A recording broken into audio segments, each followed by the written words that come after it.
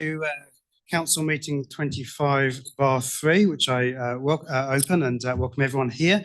Please note that this meeting is being live streamed and the consequences of that. I shall open with our karakia. Whakatau mai te wārua, whakawaita mai te hinanaru, whakarite mai te tinana, ke ea ai ngā mahi. Hai. I have an apology for lateness from Councillor Coxhead. She may zoom in later, and apology for lateness from Councillor Joyce. Can I have a mover and seconder for those, please? Councillor Beach, Deputy Mayor Murray Benge, all in favour, please say aye. Against, carried. Consideration of late items, I'm not aware of any. Declarations of interest, does anyone have a declaration they would like to make? No? Okay. There are no public excluded items. And then we move on to public forum. We have two speakers today, Alison Badger and then Brian Leach. So first up, I have Alison Badger. If you'd like to come forward, come to the front and say your piece. Welcome. Can you use the microphone? Oh, right, okay. You don't have to sit, but we need to use the microphone. Okay. So I'm here to speak to the council agenda item on the Amakoroa Lizard Rock. I'm a member of Amakoroa Public Art, also the Bird Group, and various other community groups. And I understand councillors will have had a copy of the paper I wrote, which gives a précis of the history of the rock, the when, why, how it was made, commissioned, installed, and subsequently the lizard on it was stolen. So we would like to have the rock replaced along Amakoroa Road with a new sculpture on it to represent the many birds that come to Amakoroa. The Bird Group published this little book this year, which will tell you that there are over 15 birds on the endangered and critical list that come to Amakoroa. So we think a bird sculpture would be very appropriate. I'm not going to go into detail on my paper because we've only got 5 minutes, but I would like to read a letter of support we received from the environmental coordinator for Whakamaramara and Amakoroa. And she says, while I am unable to attend the meeting, I wish to formally add my support for the return of the Amakoroa Rock to its original role as a gateway feature on Amakoroa Road. The original rock and lizard sculpture were far more than decoration. They marked arrival, identity, and belonging, a genuine welcome home for residents and a clear signal that Amakoroa is a place with character and community pride. Its absence has been deeply felt. As Amakoroa undergoes rapid physical change, it is increasingly important to protect and restore elements that anchor the community to its history and sense of place. The removal or displacement of meaningful markers of place over time erodes connection and weakens the social fabric that helps communities feel grounded, recognized, and at home. Restoring visible symbols of place is one small but important way of resisting that erasure and honoring connection.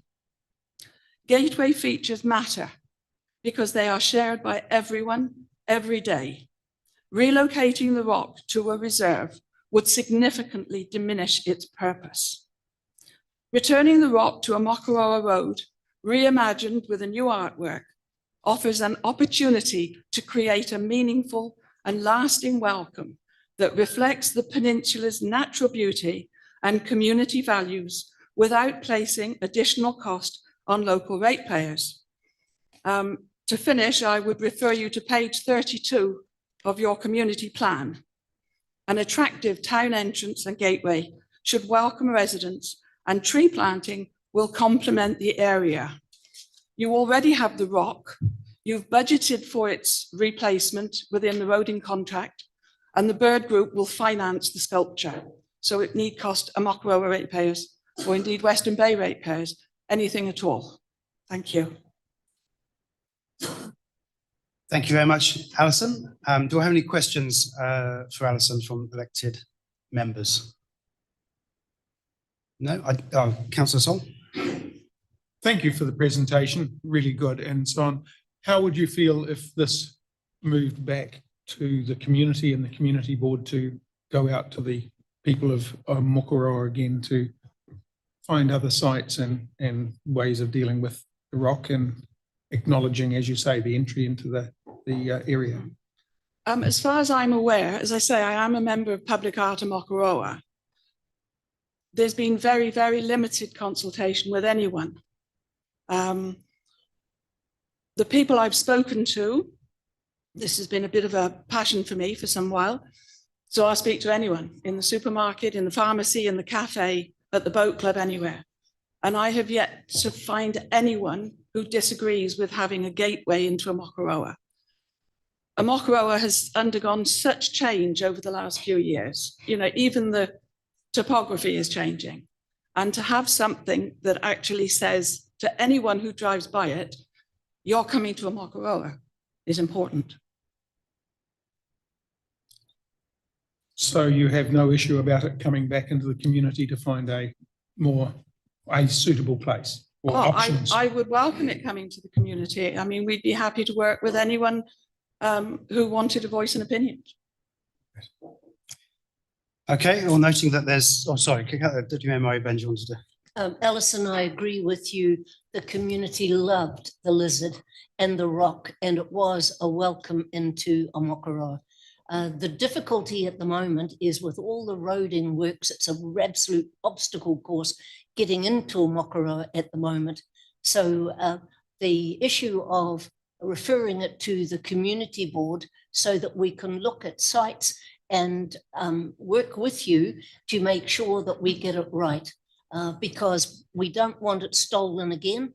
And I think it's too precious and to actually have anybody fiddle with it. So it may take time, and the obstacle course that we've got now in roading means that it's difficult to place it where it's not a traffic nuisance at the moment. So I would assume that it would be when the roading was finished that you would place it, because we don't actually really know what the final look is going to be of the road.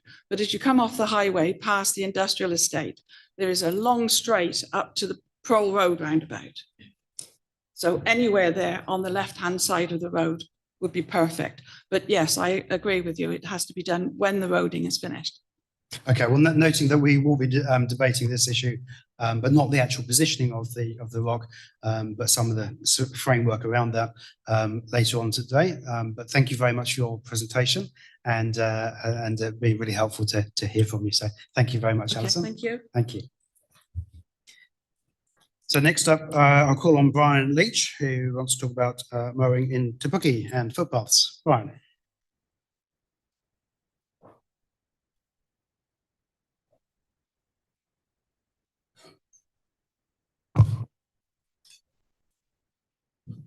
Thanks very much for giving us the time to talk.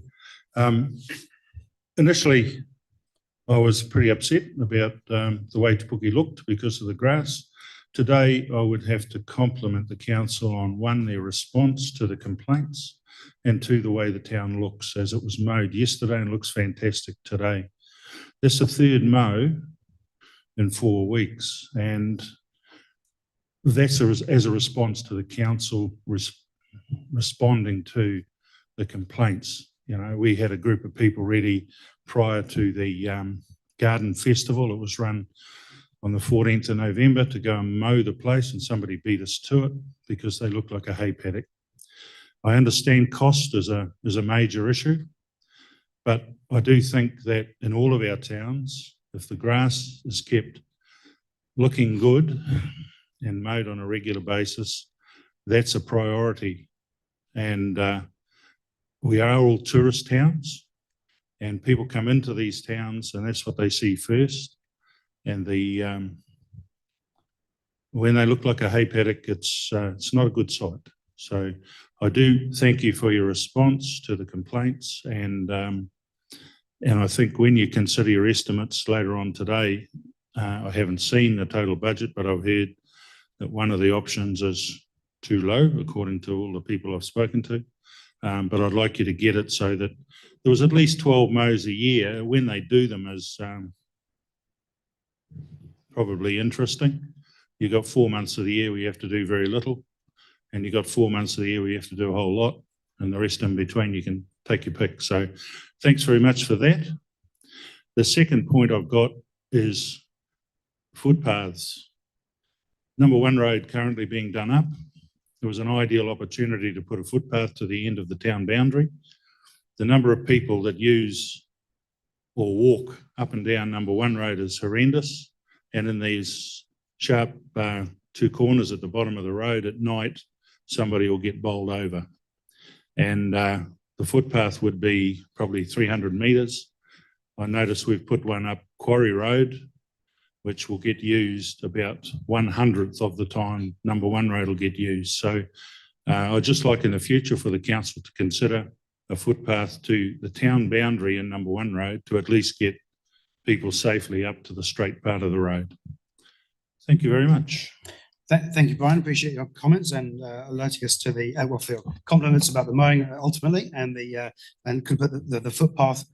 But then I suspect it comes down to issues of funding, but we can also discuss that with our staff later. I was going to say, was there any questions for Brian, but that's all right. Well, there weren't any questions. I think it's fairly self-explanatory, but did anyone have any questions? No, I think you're off the hook there, Brian, so all good. One thing I can say is there's a group of us who've got a lot of experience with mowing and mowers and machinery and maintenance, and if the council needs, the council staff need any assistance with cost, we are very happy to contribute. Okay. Right. All right. Thank you. Thank you, Brian. Okay. So moving on to the through the order of business, we have some minutes to confirm. So we've got the council meeting on the 14th of November. Do we have a mover? Oh, Deputy Mayor. Before you move it, Sue, could I just say, I was floating around somewhere in the air, and much as I would have liked to have been here, I'm present, but I wasn't. It's recorded that I'm present, but I wasn't. Okay. And you've apologised for me, which I'm grateful for. So it's just slightly incorrect. Yes, it does say you're both present and an apology. So we can note that one.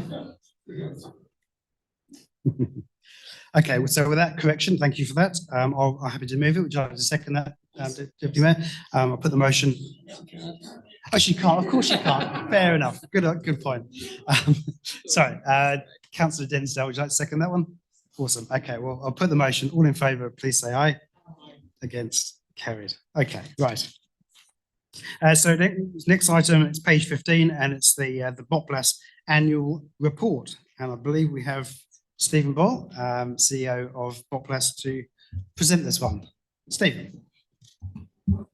Tēnā koutou katoa, and good morning, and thanks for the opportunity to update the council on Boplas and the value that we deliver to Western Bay of Plenty District Council and our other 8 shareholding councils as well. I have a presentation with a few slides, and I'll have to apologise to those who've been around for a while that are familiar with Boplas, because the first couple of slides are a little bit Boplas 101, but I just want to make sure that everybody understands what we do and why we were initially established. Right. So where we came from, before Boplas was established, there was limited collaboration happening between Bay of Plenty councils. Any collaboration that was happening was normally just between 2 neighbouring councils and on occasions in conjunction with the regional council. And a forward thinking group of CEOs at the time recognised that there's an opportunity for much closer collaboration and the benefits that can deliver as well.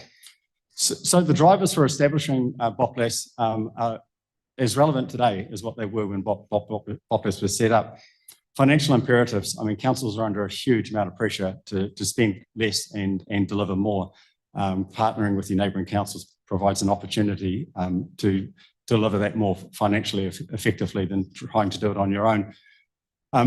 Boplas provides the opportunity to add capacity to your organisation. You only have a limited amount of staff, a limited amount of skill. By partnering and working with neighbouring councils, that allows you access to more capacity than you'd have within your own council. Sharing knowledge. Councils are knowledge-based institutions, and quite often they work in isolation. Once again, through Boplas and councils partnering together, there's the opportunity to be sharing knowledge across the wider group. And the last one is definitely as relevant today, if not more relevant today than when BOPLES was established. Government initiatives. I mean, government for some time has talked about development of shared service, of the requirement for councils to work more closely together. As you know from recent announcements from the government, they're strong advocates for councils to be developing shared services between various councils.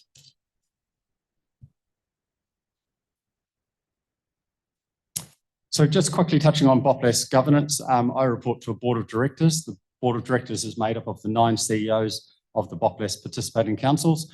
And we also have an independent chair, Craig O'Connell, who provides his apologies. He did want to be here today. So the board's obviously responsible for the strategic direction of BOPLES. At an operational level, we work with advisory groups, which are made up of individuals from each of the councils. I realise those acronyms won't mean anything to you, but the first one's an IT Managers Advisory Group, and that comprises of the IT managers across our 9 councils. We have a GIS advisory group, a health and safety advisory group, a procurement advisory group, and we have various advisory groups that work in specific areas of council business. And those groups are responsible for helping identify projects, helping to develop projects, and in all cases, there's been collective services established across all councils as a result of those groups leading it.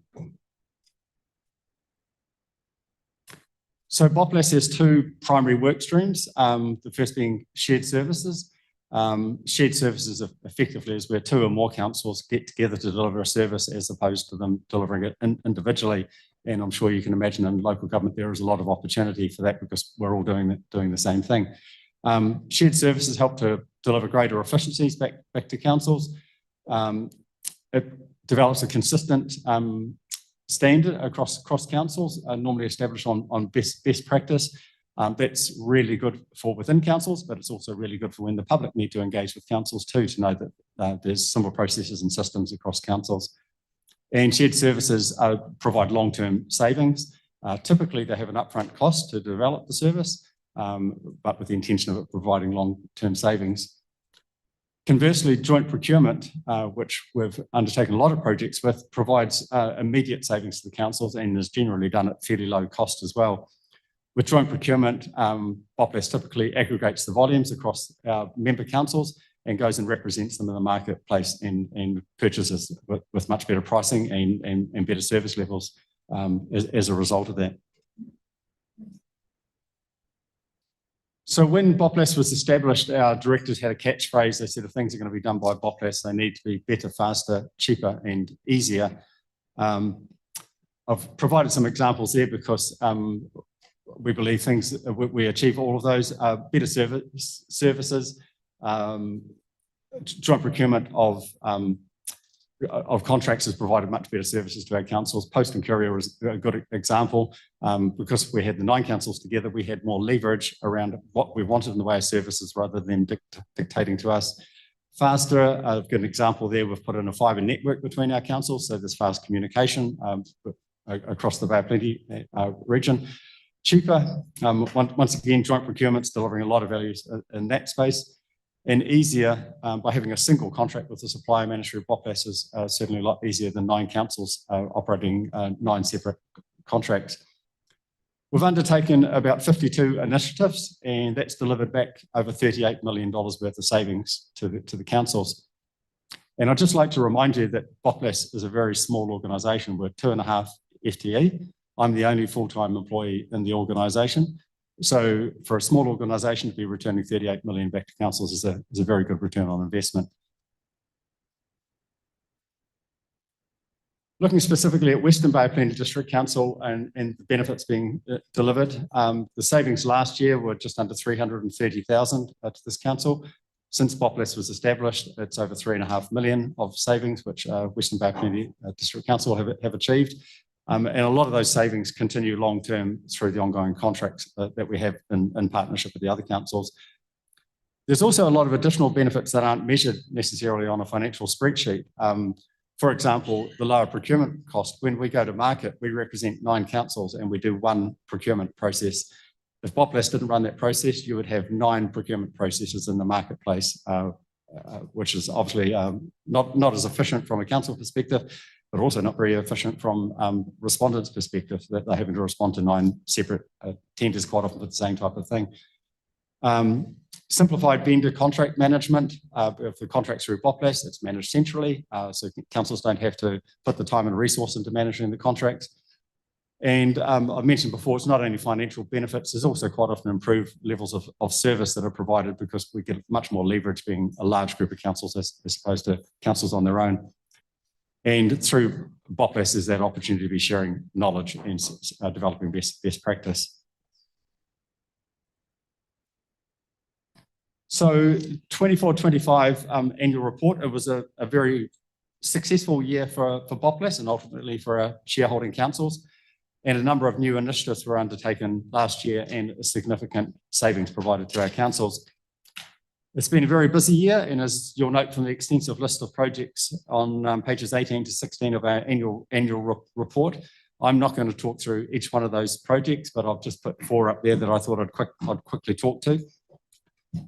Waste operator licensing is one of our larger projects. It's in solid waste management, and BOPLAS is leading a project across Waikato councils, Bay of Plenty councils and Gisborne council for the establishment of a waste operator and licensing data system, which will manage all waste operators across the 3 regions. And this shared service will benefit councils and waste contractors by establishing consistency across the region and more accurate reporting of waste streams. Crime prevention funding, we approached central government around whether they would provide some funding towards crime prevention initiatives, and we received $1 million worth of funding, which went directly into our councils, and that was particularly focused around CCTV monitoring, new cameras, and also centralised monitoring systems for those as well. But there was $1 million worth of funding that councils didn't have to provide. We were able to get that from another source. The aerial imagery program adds significant value to the savings for the councils. Prior to BOPLAS being in place, if aerial photography was being done, each council had to fly their area or to their boundary separately. Under the BOPLAS program, the whole region gets flown in one go, which offers really large financial savings to the councils. But more importantly, it provides us with the same type of data across the greater region. One of those key data sets has been LiDAR, which gives us the contours of the land, and that's being used for information purposes around flood modelling and for better understanding where water would flow in the case of a storm event. The BOPLAS Collective Insurance Program has had further successes over the last few years. Insurance represents a significant spend for our councils, and as you'll all be well aware, insurance costs have been skyrocketing and have become a key inflationary cost in New Zealand and also internationally. But fortunately for BOPLAS councils, our collective insurance program has developed very good leverage within the international markets. Normally, I present to councils and talk about how we've managed to slow down the increases, but I'm really pleased to be able to say for the 24-25 year, we actually achieved a reduction in insurance premiums across our councils. Across the infrastructure insurance, we save 5%, which translates to about a $900,000 saving. So in 24-25, councils paid $900,000 less than they did the year before. And although my update's focused on 24-25, I'm enthusiastic about sharing the results from our recent insurance renewal, which was undertaken in November for the next year. And we've continued to build on the same market engagement strategy as 24-25. And this year we achieved premium savings in excess of $2.5 million across BOPLAS councils. And as I say, this is in an environment where insurance costs are increasing, but for our councils, they're paying $2.5 million less than they were the prior year. And I suspect it's not often somebody comes up in front of council and tells you you're going to be spending less or significantly less than you were the year before. So the savings from the collective insurance program have been substantial for BOPLAS councils. Without doubt, it's our rockstar project, and it's a program that we continue to put significant effort into. Just looking at financial performance, our turnover was 1.7 million against a budget of 1.679, so pretty much on target. We ended the year with a very small deficit. We aim to try and finish on $0. We don't want to make a profit as an organisation, and obviously it's not ideal to make a loss either. But we got very close to achieving our target figure.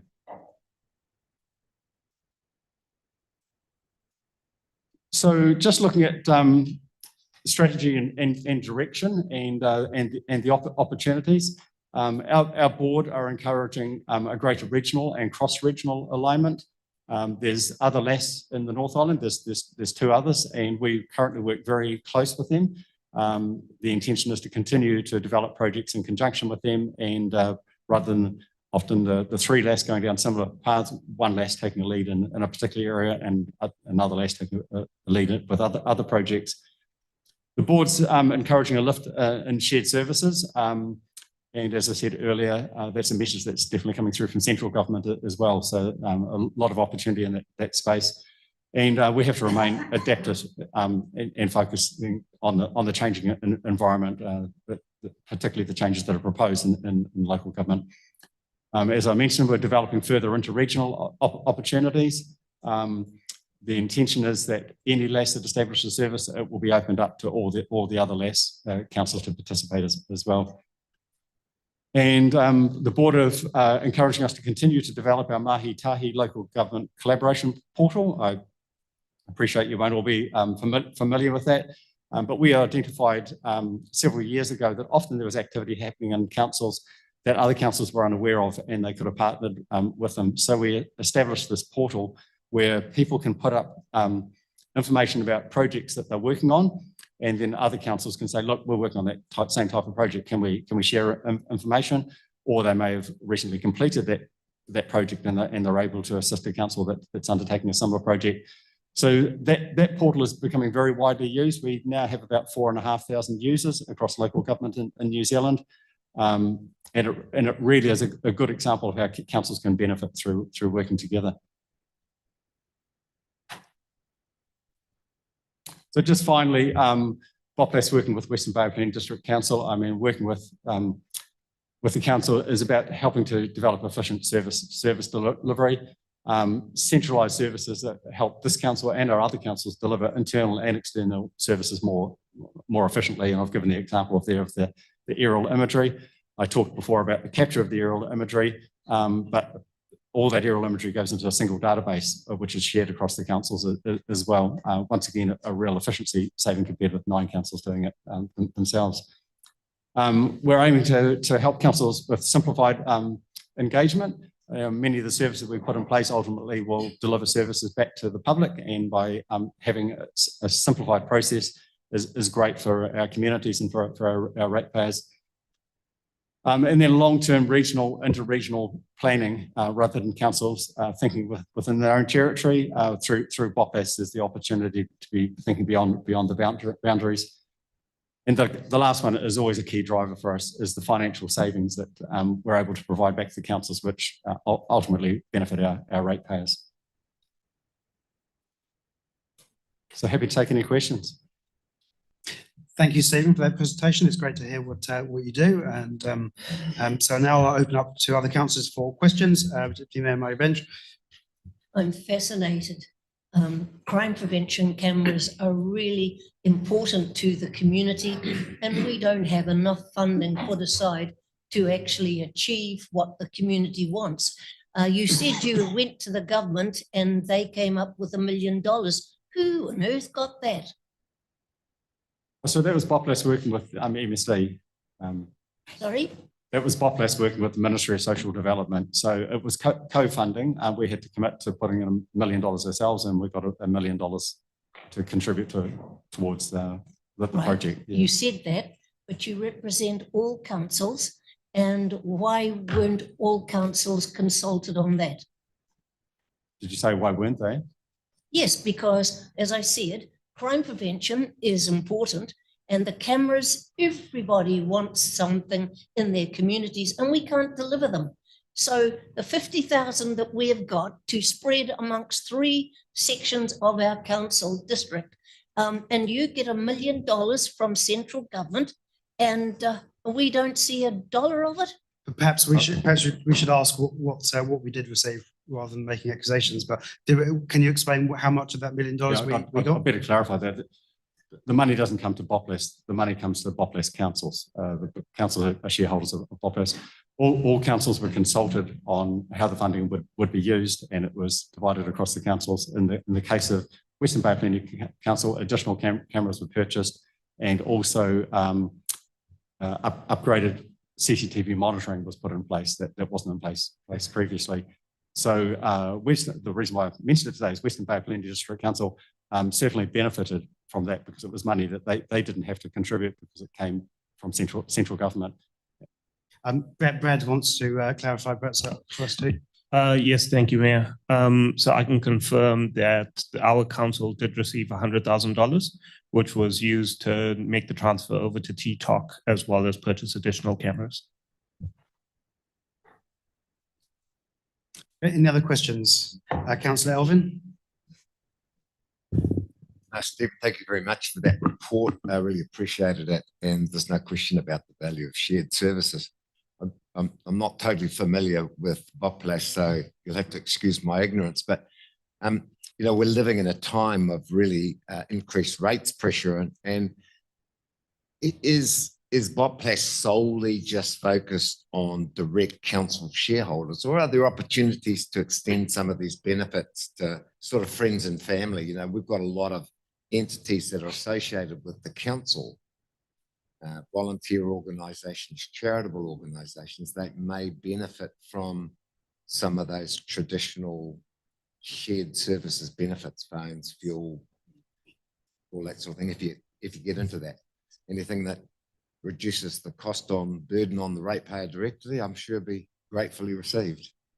Absolutely, I think that's a really good question. So at the moment, we've extended our contracts and availability of them to council-controlled organisations, so that they can benefit through the savings, even though they're not members of Bopless or shareholders of Bopless. The CCOs have been invited to participate in the councils. There's no reason why we couldn't look beyond that. So it's a really good question, and I'll look into that. So, yeah. Councillor Beach?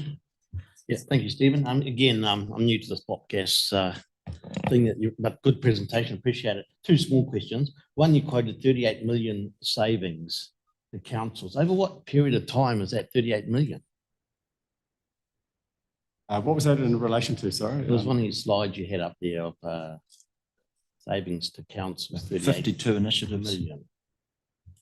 So that would have been since Bopless inception, which is about 15 years. And that's the savings for this council. Okay.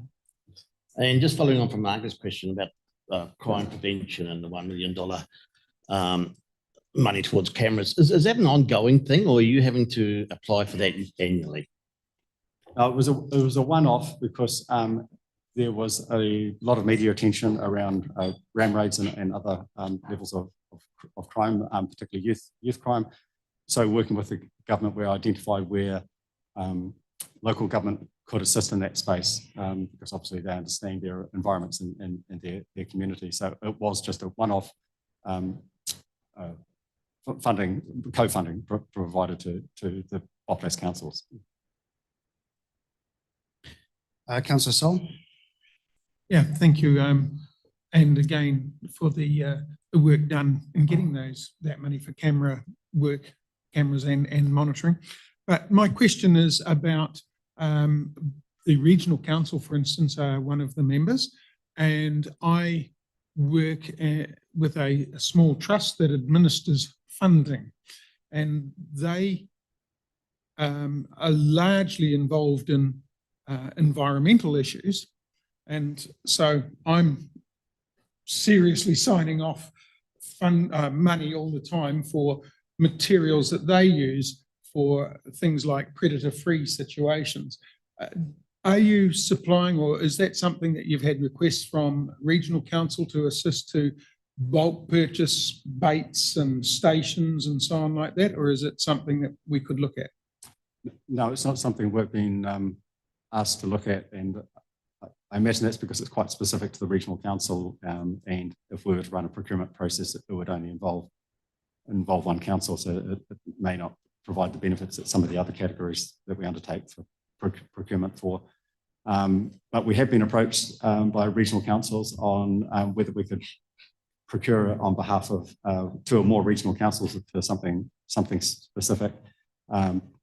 It's not really in our brief because we're about delivering value back to our shareholding councils.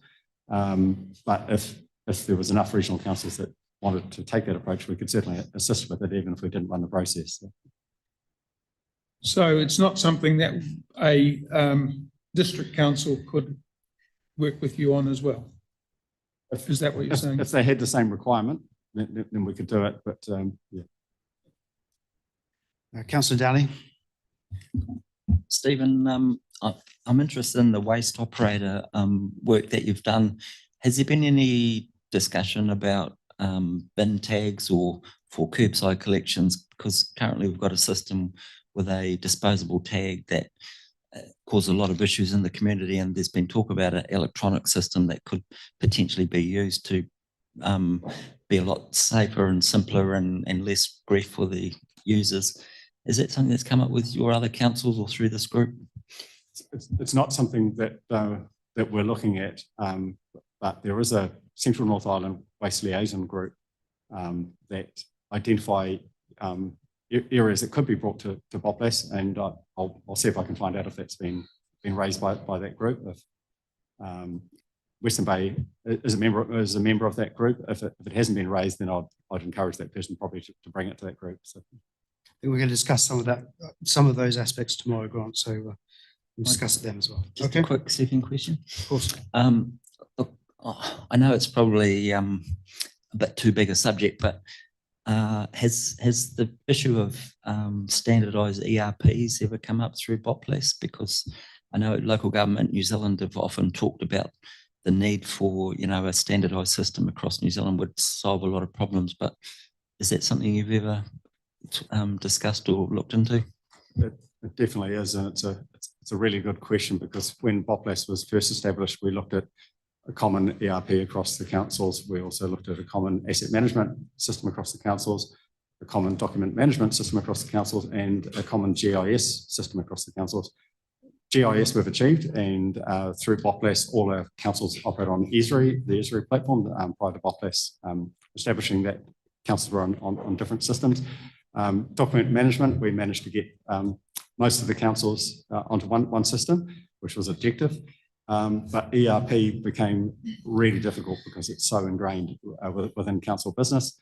When we initially looked at it, a number of councils were on a similar platform. I think about 4 or 5 of them were on the same platform. But even those councils had customised those platforms so much that it was very difficult to even look at alignment.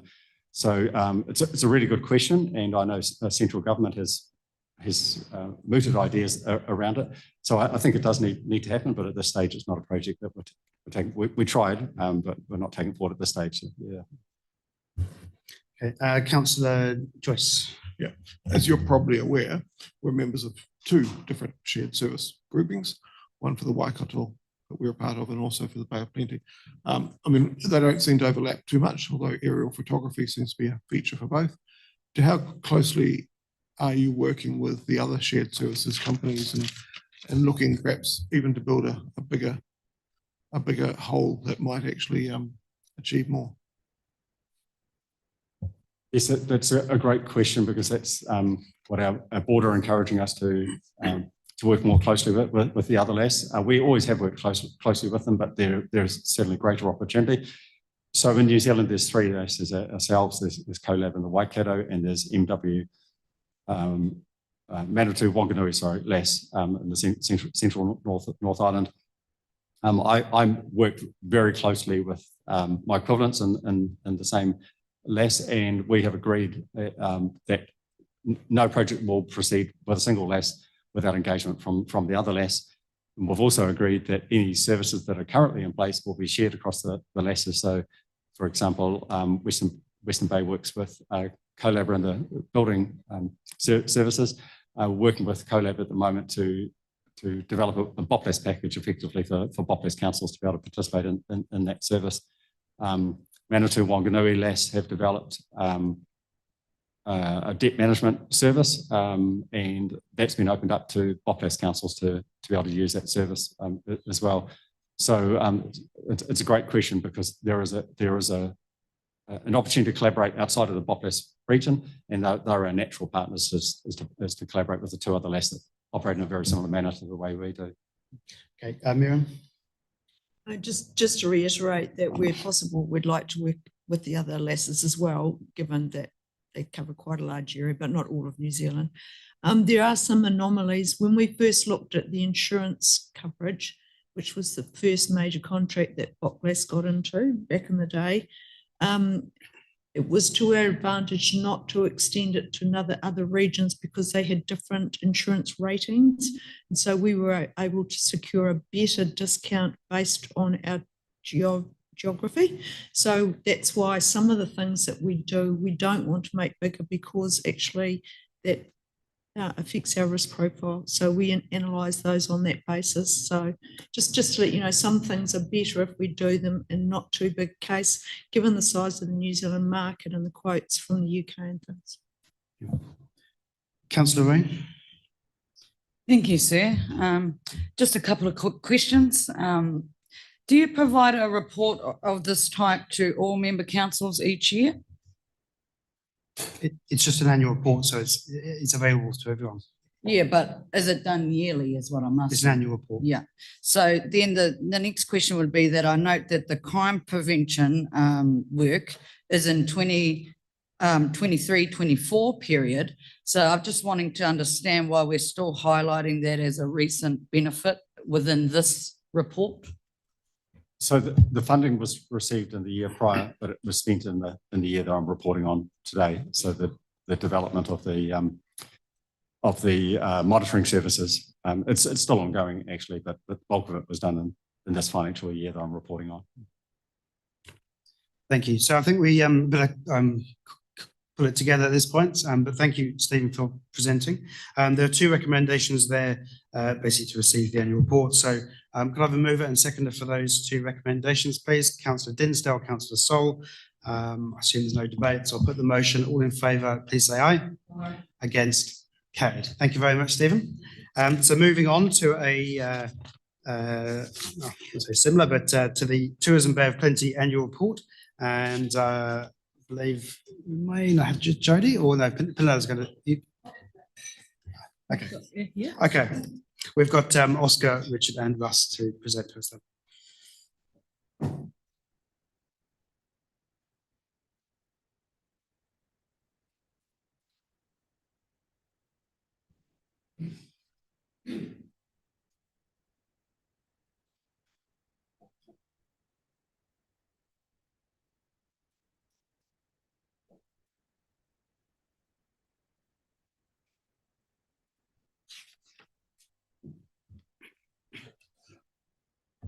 Right. Kia ora tātou, i te tuatahi mā koe mihi ki a koutou nā mema hau o tēnei kaunihera, nau mai, hara mai, whakatau mai, and ki a koutou nei, nā mema kua hoki mai ki tō tūranga, tēnā koutou, tēnā koutou. Firstly, just want to acknowledge the new council and its makeup. To those that are new to the roles, welcome and congratulations to those that have returned. Congratulations also. So kia ora tātou. It's our real privilege to come along and present to you this morning. So on my left, I have the boss, the chair, Russ Brown, and on my right, I have our stats man, Richard, and in the middle here is myself as Oscar Nathan. I'm the General Manager of Tourism Bay of Plenty for those that haven't heard us present before. So without much further ado, we're going to work through. We're doing a bit of a tag team as we work through the PowerPoint, and then obviously happy to answer questions wherever they may come up. So we'll get started. Kia ora. So just onto that first slide there in terms of the KPIs. So we have a total of 10 KPIs, 8 of which have been achieved. 1 is a work in progress, that being cultural wellbeing. We see this as a continuous KPI rather than a discrete KPI. And the other one that was not achieved is economic wellbeing. And I'll just elaborate some more on that. So year on year, that was down. This is total visitor spend was down 1.5%. And that's broken down by domestic spend, which was down by 4.8%. And that's really reflective of the current economic climate and the cost of living for New Zealanders. But if you look on the other side there to international spend, this is where the encouraging figures are. That was up 20.5%. Now, you're probably wondering why we're down 1.5% with that massive increase, but keep in mind that our region is typically between 80 to 85% domestic visitation. So it's really important when we do have challenging economic conditions that that international market assists with supporting the overall market. In terms of the other KPIs, I'll just run through them very quickly. I've mentioned the cultural wellbeing, the organisational wellbeing sitting at 94%. So staff very happy there against a target of 80%. Destination marketing, we will talk about Flavours of Plenty a little bit later on, but we had over 50 events for that. Destination marketing, again, critical in a time of economic challenging conditions is to hold our share against other regions. I'm happy to report that we have held our share, and that's largely due to marketing as well. Social wellbeing. So this is all about ensuring that our residents' social license to operate are happy with tourism. We had a target of 60%. We're sitting at 66% on that. Our environmental wellbeing. So this is our Green Room sustainability program. We had a target of 35 new organisations into that program. We've now got another 35. I'll just touch on that program briefly. Moving forward, we will be transitioning to a national sustainability initiative that is free. So again, we've made some savings there, and we've negotiated free access for that. Another KPI is elevating the region's cycling offering. And again, cycling offers us a real key opportunity in terms of seasonality, making sure that we get more people off peak and diversifying our product. Destination management also in terms of operator capability. One of our key objectives here is to constantly support and educate new operators into the market, to get them trade ready, to encourage international marketing. And then events, again, a key seasonality aspect for us. We had a target of 25 bids, we did 44, and we had a target of securing 7 of those, and we secured 31. So that's really encouraging. I'll now pass you on to Oscar. And just before I pass over to the chair, just in terms of the financial position, I'm really conscious, we just pick on the 10 scorecards for those that weren't aware. We used to have about 39 KPIs. We've drifted them down to 10 to keep them tighter, but there's a whole program of activity. So I'm really conscious that we talk to particular things, but there's a lot of things behind the projects that we do. Some of the top line, just a top line comment that might put some things in perspective. Post-COVID, so the return of tourism generally to New Zealand post-COVID, the only city in the country or the region in the country that's above COVID levels of 2019 is Queenstown. So Queenstown's at about 115% post-COVID, which sounds good, but it's not really from a visitor experience perspective, so they need to be careful. The rest of the country is at about 92% now. So we haven't achieved those same pre-COVID levels. But at the same time, which is, I'm just talking to those that domestic. Oh, here's the chip queen, chipping queen. Right. Okay. Is that someone online, is it? Okay. I think it is. Do carry on there. Okay. So, yeah, so there's a lot of context in there. So just really conscious if you've got any questions, we might speak out of context. Just do ask away. Hand over to the chair. Morning, everyone. Thanks, Oscar. So for the 2025 year, we had a budgeted loss of $318,000. That loss was going to be funded by utilising carried forward reserves. We had a planned reserve reduction program, which was there in place to look after phased projects that ran over financial years. In the end result, we ended up losing $281,000. We had some savings and expenses which exceeded the small reduction we had in actual revenue against budgeted revenue. So overall, a loss of 281,000, which was covered by reserves, and takes us into next year's planning. Oscar.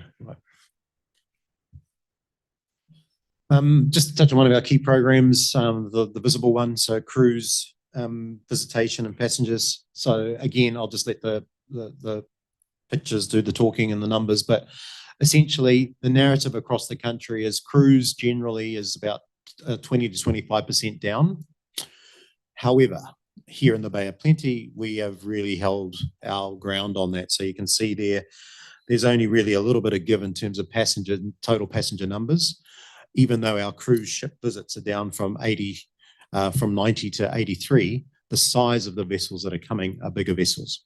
So that means we're getting more passengers touching the ground and more passengers experiencing what we've got to offer. So as an example, at the moment, we're about 21 of 83 cruise ship visits through the season.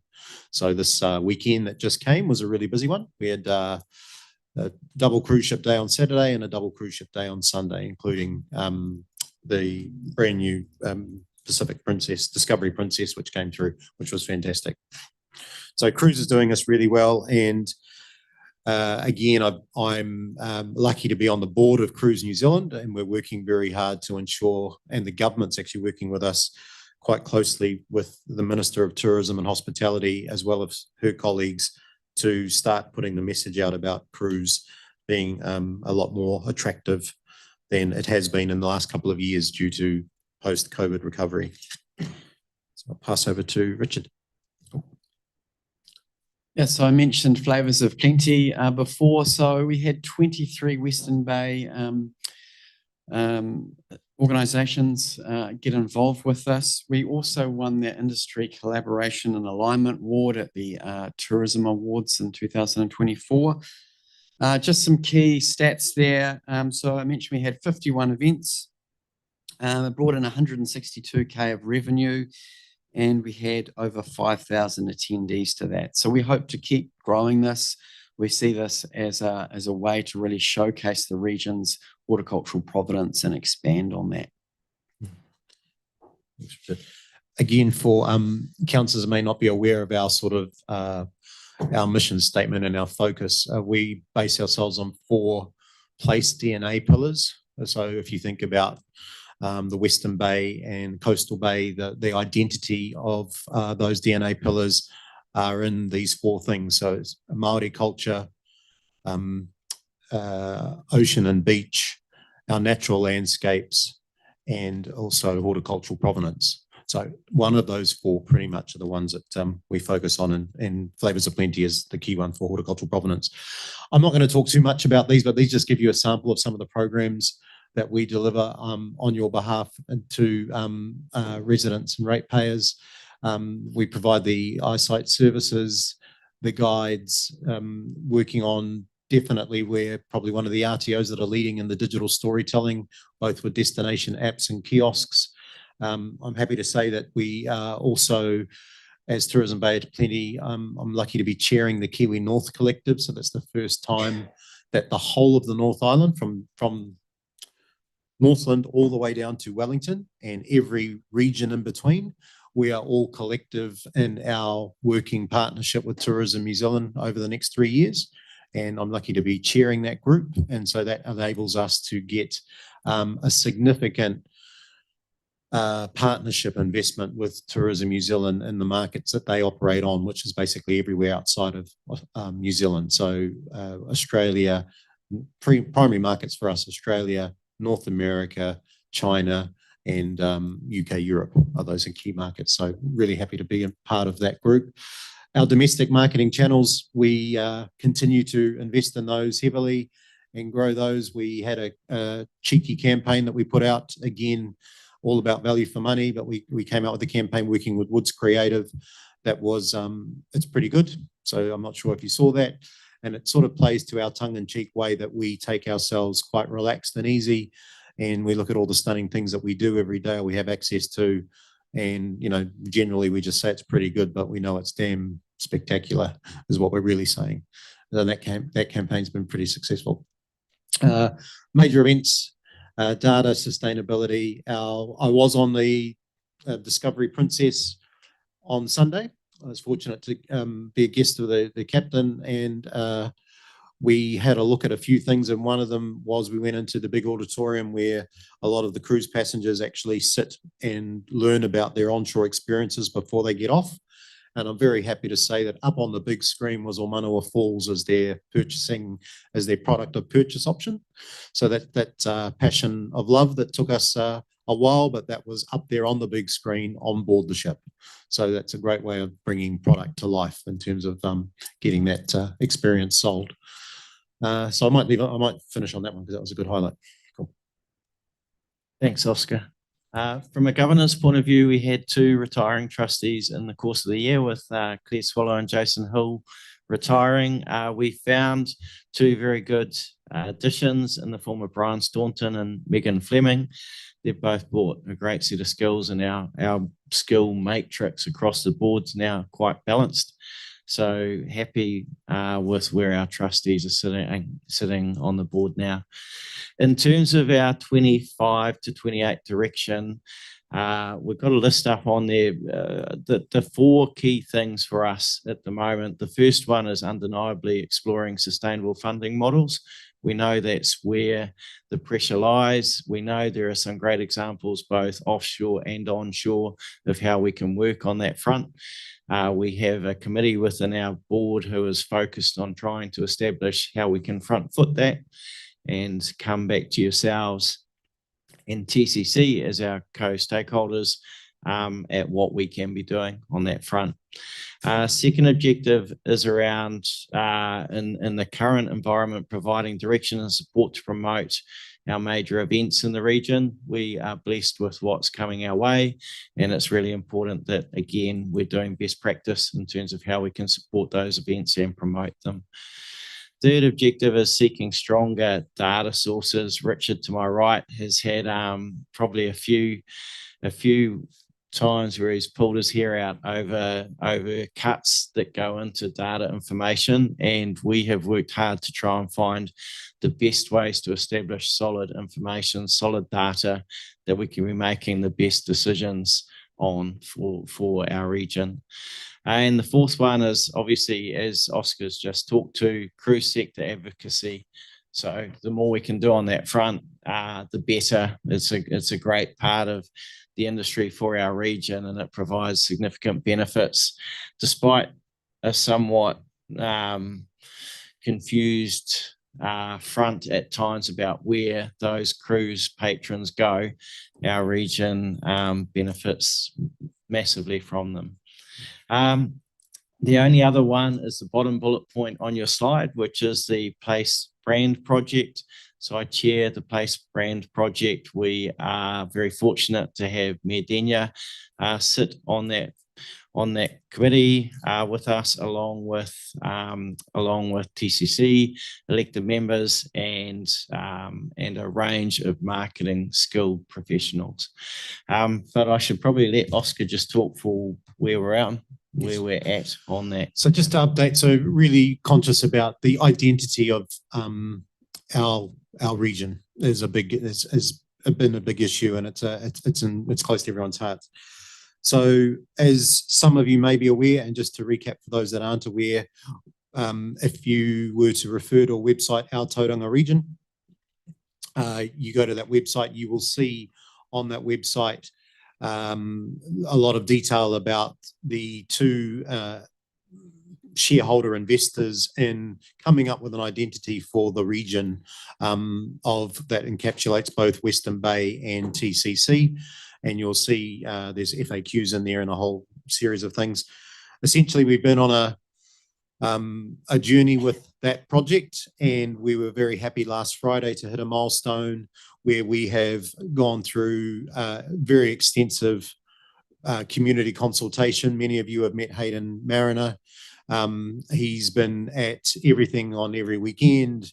He's done a lot of community consultation at that level.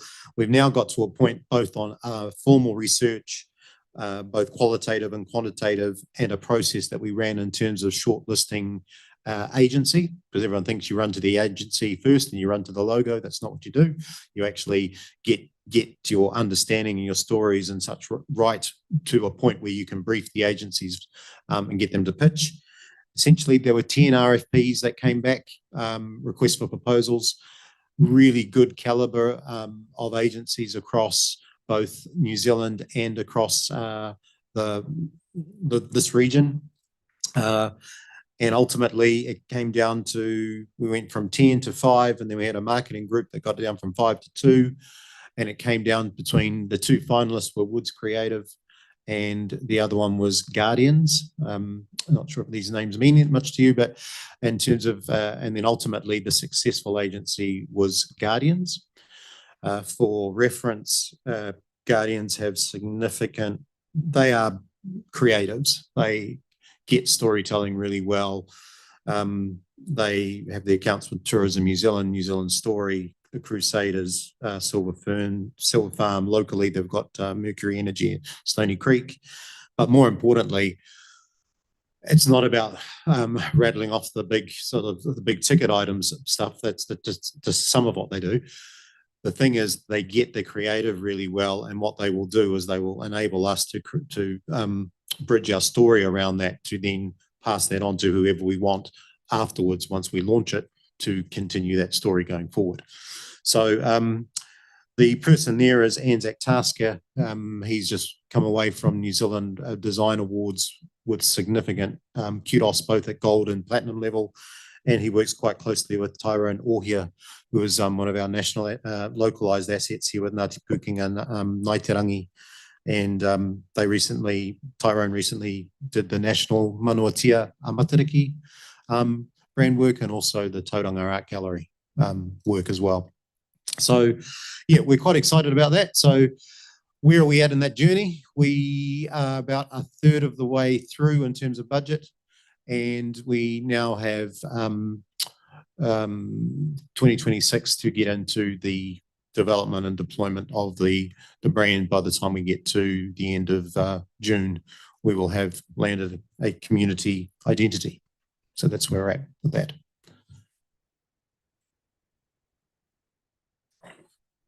Happy to take any questions. Well, thank you, Oscar. Thank you, Russ. And thank you, Richard. So I'll now open up to questions to councillors. Councillor Joyce. So yeah, probably guessed, your deficit was below what you expected it to be, but it's still up 62% from the previous year. 2 more years the same, and you'll have no equity left. So I'm very interested in your idea of year-on-year improvements, bearing in mind that 3 shareholding councils already contribute 65% of your revenue. So what does your plan involve, please? And does it mean coming back to us and asking for more money, or have you got a better plan than that? Great question. And it isn't 3 contributing councils moving forward, it's 2. Whakatane have moved away from their support, and Oscar can probably fill in terms of where they're at, but just before he goes to that with that funding contribution, we don't intend on running those deficits through the next 2 years. We can't, obviously. We need to keep a working capital headroom in there, and so we will be targeting pretty much leveling out at where we're at. So that means that in an environment where funding is at best going to be level, and possibly worse than that, we need to be looking at what projects we prioritise. We need to be looking at what cost savings we can make. We've been working on that through Oscar with the team. I don't have anything that we can announce specifically at a high level for you today, but the strategy is very much around cost saving and project prioritization. Yeah. Couple of follow-ups if I may, but I'm a big fan of the work, but I really appreciate the return on investment. It's just got to be sustainable. But I did notice your admin costs are up to 13.5%, your staff costs are up 8.5%. And in the first bullet point, first sheet of the slides, you talked about being a sustainable organisation and keeping your staff happy. Perhaps you need to have an extra one in there for your finances alongside staff satisfaction. because both those things are important. You've got to look after your staff, but you've also got to look after your finances, and it's one without the other isn't really going to work. I was interested in your marketing spend. You actually spent less on events marketing, but we've got great results, so that was cool. It's not always how much you spend, but there's a line in there, general and other marketing, which tripled. What does general and other marketing refer to? Is that a horrible question to ask off the cuff? It would be. We got events marketing, cruise marketing, consumer marketing, development and research, and then you've got sort of a catch-all that's bigger than any of them. Oh, some of that would be right. Okay, so that some of that would be events marketing, cruise marketing, consumer marketing. Sorry, Councillor, which one are you referring to? The huge one at the bottom. The general and other marketing. What Okay, break so that down next time? the big one. So that's a combination of regional events, investment funding. So we also work with the Regional Tourism Boost Fund. So as you may be aware, if I can speak so frankly, is as a regional tourism organisation, we're very much in the middle between central government and local government. At times, mum and dad don't get on, and we receive through our networks, which is I'm also on the board of Regional Tourism New Zealand. If you would be aware, or maybe you're not aware, but the Minister of Tourism and Hospitality is driving a tourism growth map agenda very strongly. The current government is very interested in getting short-term results quite quickly, which is why the Kiwi North program is quite important. So a lot of our focus in and around that has been working with both our other regions in Tourism New Zealand in regional events funding and also that tourism boost funding. So that's where that comes from. Yeah. Deputy Mayor. Thank you, Mr. Brown, for bringing in the team again this morning. I think you do a great job. But I'd like to ask Oscar, I've been reading with Wayne Brown what he's achieving in Auckland, and his ships, they've got a cleaning system in operation. Have we got a cleaning, the base of the ships cleaning done here as well? Good, great question. No, we don't at the moment, and Auckland is probably the first port of call, excuse the pun, on getting what we call the sort of hull of the vessels and the biofouling properly done. So part of the decrease in cruise ship arrivals total into New Zealand has been the complication, respectfully, that the previous government put into the marketplace, and that was around biofouling messages around petri dishes and things like that, which were comments, but also there was a complication in terms of the maritime rulings. So essentially, if you're in Australian waters or international waters coming down from the Pacific, and you've come out of, say, the last ports of call that do that cleaning, particularly in Australia, they scrub to a particular level. And then you come into New Zealand waters, and as it currently is, although there's a bit of a stay on it at the moment, it's not as bad as what it was. For whatever reason, we set a higher level. The problem is, captains that have 3,500 people on board might get a call from someone 5 tiers down in MB and say, we're going to come out and do a hull inspection. The captain turns around and says, fantastic, where do you want to do that? Because there is nowhere to do it properly. Auckland is now investing in that to do it at that level. Up until now, a ship literally has to sit out at sea and someone has to come in and do the biofouling check at a higher spec than what they've just come from. So it's a long way of answering your question. Auckland is very much going to be the leader in servicing a lot of those checks, but generally New Zealand's standards are higher than what everyone else sets anyway. So we are pretty good.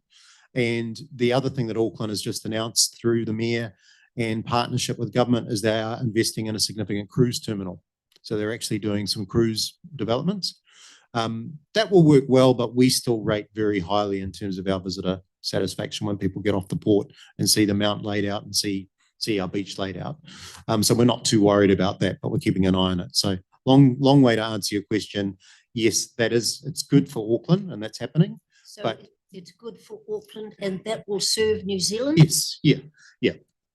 Generally the way cruise works is about 14 operational ports in the country. 10 of them would be cruise stops, and Auckland is generally on that stop. And if a vessel needs to be looked at, they will time it into Auckland. Yeah. Thank you. And the other question is, has the government got a message through to its departments that they cannot put charges up at a late date and expect cruise ships to actually honour those increases? Thank you. Fantastic question. That's why we've got the lag of the drop, because that messaging. So again, just very quickly, everybody, government got a bit crazy about 2.5 years ago and made some arbitrary changes at very short notice to massive multinational cruise companies that have boardrooms in New York or Miami. They don't mind the changes. They're big businesses. They actually don't mind, countries taking care of themselves. That's fine. Just don't give 3 months notice, because everything's already sold. So that's where our popularity dropped quite a bit, because we became unreliable and untrustworthy. But to answer your question, Deputy Mayor, that work is now being done at significantly at a rate of knots, use the pun again, with the current minister and other cabinet ministers that are sitting across those agencies. So they are trying to repeal it as much as they can and simplify it and get that message out. And this year, as an example, was the first time that in the largest cruise trade event on the planet is called Miami Sea Trade. For the first time ever, there was 8 ports of New Zealand up there alongside New Zealand Cruise Association and Tourism New Zealand, including the Port of Tauranga, to basically say to the world, we are serious about cruise.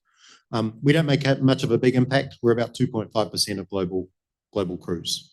Your big pockets are, as you'd imagine, the Mediterranean, the Bahamas, Alaska, those sorts of places. Will the extensions to the port enable you to have more ships in? Yes, but we choose no.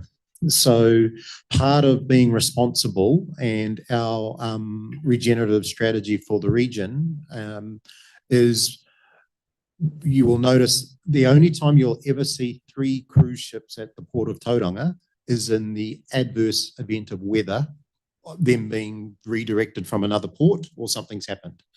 We proactively work with the Port of Tauranga to no longer welcome 3 ships a day. That just puts too much pressure on the local sort of society and our particularly community social license. And we also don't need it. But if you imagine it, if you put 3 ports on and you built berth 1, 2, and 3, if you're walking from berth 3 all the way, it's a long way to walk too. So it's about the visitor experience as well. But so the answer is we could, but we don't. We take 2. Yeah. Can we expect more ships to come anyway? I'm hoping that we get more ships from the number we've dropped to now. We can definitely sustain more. So essentially the way the season works is we might only have, back on that slide, we might only have so many contact days. So I think we said this season, we've got a total of 83 ships, but we've got 75 ship days. So that means on that number is the double ship days. So we've definitely got a lot more we can take. Okay, Absolutely. Better move on for some other questions. Councillor Beach and then Councillor Daly. Thank you, gentlemen, for your report. As one of the new councillors on the block, I'm trying to get my head around, obviously, tourism BOP and what you're all about. 2 small questions, one will lead on to the other one. First one is basically, you talked about the region. I'm more interested about the area of benefit to the communities, or what areas that we're talking about, what BOP can put in. So we very much defined, when we say the region, we're talking the boundaries of Western Bay and Tauranga City Council. So those are the boundaries. We did, in fairness to Councillor's point earlier, we did have Whakatane Council, so maybe just to explain that. We did have Whakatane Council. We're what I'd call a service level, we were a service level provider with them. We had an SLA with Whakatane. They were only contributing about 85,000 a year, and they had decided that they wanted to invest that elsewhere. That said, that was a bit tumultuous of a decision they made a while ago. They had a bit of media coverage. We didn't get engaged in it. Suffice to say, the operators weren't very happy with that decision. That all said, I met one-on-one with the new mayor 2 Fridays ago and had a conversation about he's still very keen to be part of the wider region. So I'm not sure if I'm answering your question, but our focus predominantly is you and TCC are our shareholder. Yep, no, that's in the answer there, because it'll lead on to my next question. And obviously it's to do with the cruises. It's great to see the numbers still, even though the ship numbers have gone down, the numbers of people are sort of leveling out there, which is great. My question basically is can you give me a percentage or number wise in regards to the passengers that get off those ships that actually invest in the Western Bay rather than jumping on a bus and going to Whakatane or Rotorua? Yeah. Anecdotally, so I can tell you now, prior to COVID, 65 to 70% of passengers that would disembark off a cruise ship would jump on a coach, and they would either head to Rotorua or they would head to Hobbiton. Ironically, Hobbiton was the bigger mover of people than the whole of Rotorua. Post-COVID, this season, that number has dropped significantly, where we are holding on to around 55 to 60% of passengers in our region. The business is building up to go back to Rotorua. Hobbiton is not proactively taking any cruise ship passengers at all. It doesn't fit their experience. Long story short, Hobbiton used to like the numbers going through, but if you understand cruise ships, they can be very temperamental. They could turn up late. Some of their passengers can be quite demanding at times if you move them in groups. And so Hobbiton invested, I don't know if you've been there recently, but Hobbiton's invested in they're about to open a third Hobbit hole. So after all these years, you can finally go into the Hobbit hole. They're absolutely amazing, done stunningly. Their experience is now to do it properly is about 2.5 hours. That's why they don't need the numbers, so they don't take them anymore. So it's about 60% latent opportunity. Again, councillors, all the new councillors, if you don't mind, Denia, I'd love to have a session with all the new, because I think some of the existing councillors know our business a bit better. But I'd love to do a 101 session with you if you wanted into the new year, and I can get you across our programs. One of them is we need more product development for our area. So it's no use having people here if they haven't got things to do. One of the best champions of being proactive in that space is one of your locals is Graham Crossman. Graham has been very innovative about moving people from the port and taking them around the Western Bay and engaging with marae, engaging with kiwi fruit, and doing a whole bunch of tours and stuff. We just need more product like that. Yeah. Thank you. Next up we have Councillor Daly and then Councillor Elvin.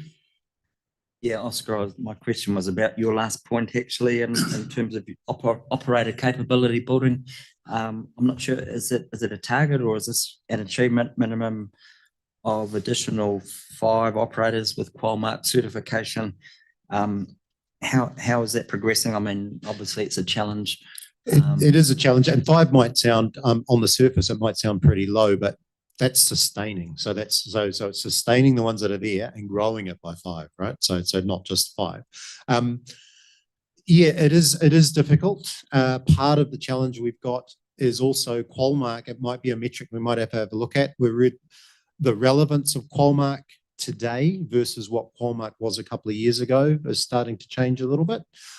So Richard and I are engaged in different sort of groupings and such that are really putting the accountability on Qualmark. But ultimately, when we talk about operator capability, it's really about them being in a position to maximize tourism opportunities when they present themselves. Our biggest challenge in our region, as you would well know, Councillor, is seasonality. So we just need to, ensure that when operators are operating, they can operate properly. Yeah. And you talk about trying to build the shoulder, expand the shoulder reach. But is Graham, you talk about Graham Crossman, I know he's obviously super proactive, but has he got the capability to maybe key in with other operators on his bus tours? But I'm not sure we need to be commenting on particular operators, Grant. Just a second question as well, in terms of the conference centre events and business attraction for those sort of events. How is Dean Waddell's boutique hotel and conference centre? Is that operational yet, and has that had an impact? My understanding of what's in the public domain is I understand that It's being built in two stages. So the first stage is very much corporate. It's that brick building on the Strand that's gone up. Beautiful building, actually. The front of it is corporate. I think it's housing EY and a few other sort of corporate entities. The back of it will have circa I don't know exactly, about 150 odd rooms. That is being built over the next 18 months. Yeah. Okay, I think we better, Councillor Ray, and then we'll move on. Councillor Ray? Oh, sorry, Councillor Alvin first, sorry. Yes. I'm usually too big a target to miss. Oscar, thanks very much. I think we've got this habit, of cruise ship tourism salvation, really. I'm interested in what are the sort of low hanging fruit in this area and maybe what things we can do within our existing framework, which will increase that experience, the coordination of what we might be able to do within the council to assist that process. We're not going to spend any more money, but how we might assist in that process to grow that business pot. I think there's a couple of things. One of the ones, and ironically, you said that low hanging fruit therein is part of the opportunity. We specialize in horticultural provenance in this area. We take for granted that we do phenomenally well in terms of growing, kiwi fruit and avocados and everything else. What people are interested in is actually how is that done and how can they explore that? And so part of that operator capability is we could probably lean in and work with you more on coordinating, whether it's at community ward level, whether or not you're aware of operators that we could talk to and say, you may never have thought of tourism, but here's some opportunities that you could, a little bit of a twink here, a little bit of a tweak there. And essentially we could potentially get you packaged up with the right onshore experience that when you're available, you could be offering bespoke tours, things like that. Again, our biggest problem that we have in our area is we need to have an investment in tourism attraction product that is quite committed. Probably the closest we got to it here might have been during the stint of Convita, when Convita had the experience offering, but it needs to be sustained. It needs to be well developed and marketed. Yeah. Do you think there's a market in selling tickets to observe the council meetings or? Oh, absolutely. Okay, I think we're going to move on to our last question from Councillor Ray. Thank you. Just a quick question around the Place Brand project. So I'm very interested in how you mentioned Hayden's been, out and about and engaging. I'm just trying to make sure that some of that engagement is occurring out east as well, because I'm quite aware that there are a lot of people who live in the east that don't like to be sort of labelled as a part of Tauranga. So I really wish he's got quite a challenge on his hands, but I just wanted to check that there's been engagement in the east. There has been. It's been an absolutely astonishing amount of engagement. Yeah, there has been, and we'll find a way of communicating. I suppose we try to enable him to get on with things, and those that know Hayden know he's an affable, he's an approachable person. We've thrown him into the ratepayer groups of the lion's dens of many people at times, but we are at this interesting point, Councillor, where now that we've got the agency and we can really look at what's been done, the public-facing workshops and consultation are about to kick in, and Hayden, more than anybody, I think, is absolutely acutely aware that the dynamics of Maketu and Whakapapa and everywhere else are quite different in that part of this region than in other parts. So all I can say is, yes, that is absolutely on the radar and he's living and breathing it. Yeah. Thank you. Okay, I think we'll round things out there. So thank you again, Oscar, Russ and Richard. There are 3 recommendations on the table. Can I seek a mover and seconder for those, please? Councillor Elvin, Deputy Mayor. Is there any further comments to make? I think we've probably all said our things. So I'll put the motion. All in favour, please say aye. Against, carried. Now I'm conscious that we're getting towards morning tea, but we do have some guests here to talk about an item. So I think I'll seek a mover and seconder to change the order so that we talk about item 10.5, which is the financial contribution waiver for the Māori land in Te Puna. So mover and seconder for that, please. Councillor Joyce, Deputy Mayor, all in favour, please say aye. Thank you. So thank you very much, gentlemen. Sure. And if we ask, I think it is Kilawai and Dwayne to come up to the front, please. And Anna as well.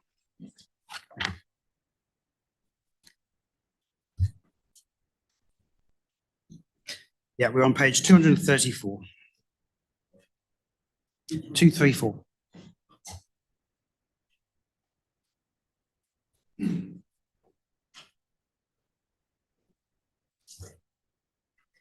Good morning, elected members. I just want to introduce you to Anna Price. Anna Price is our principal planner.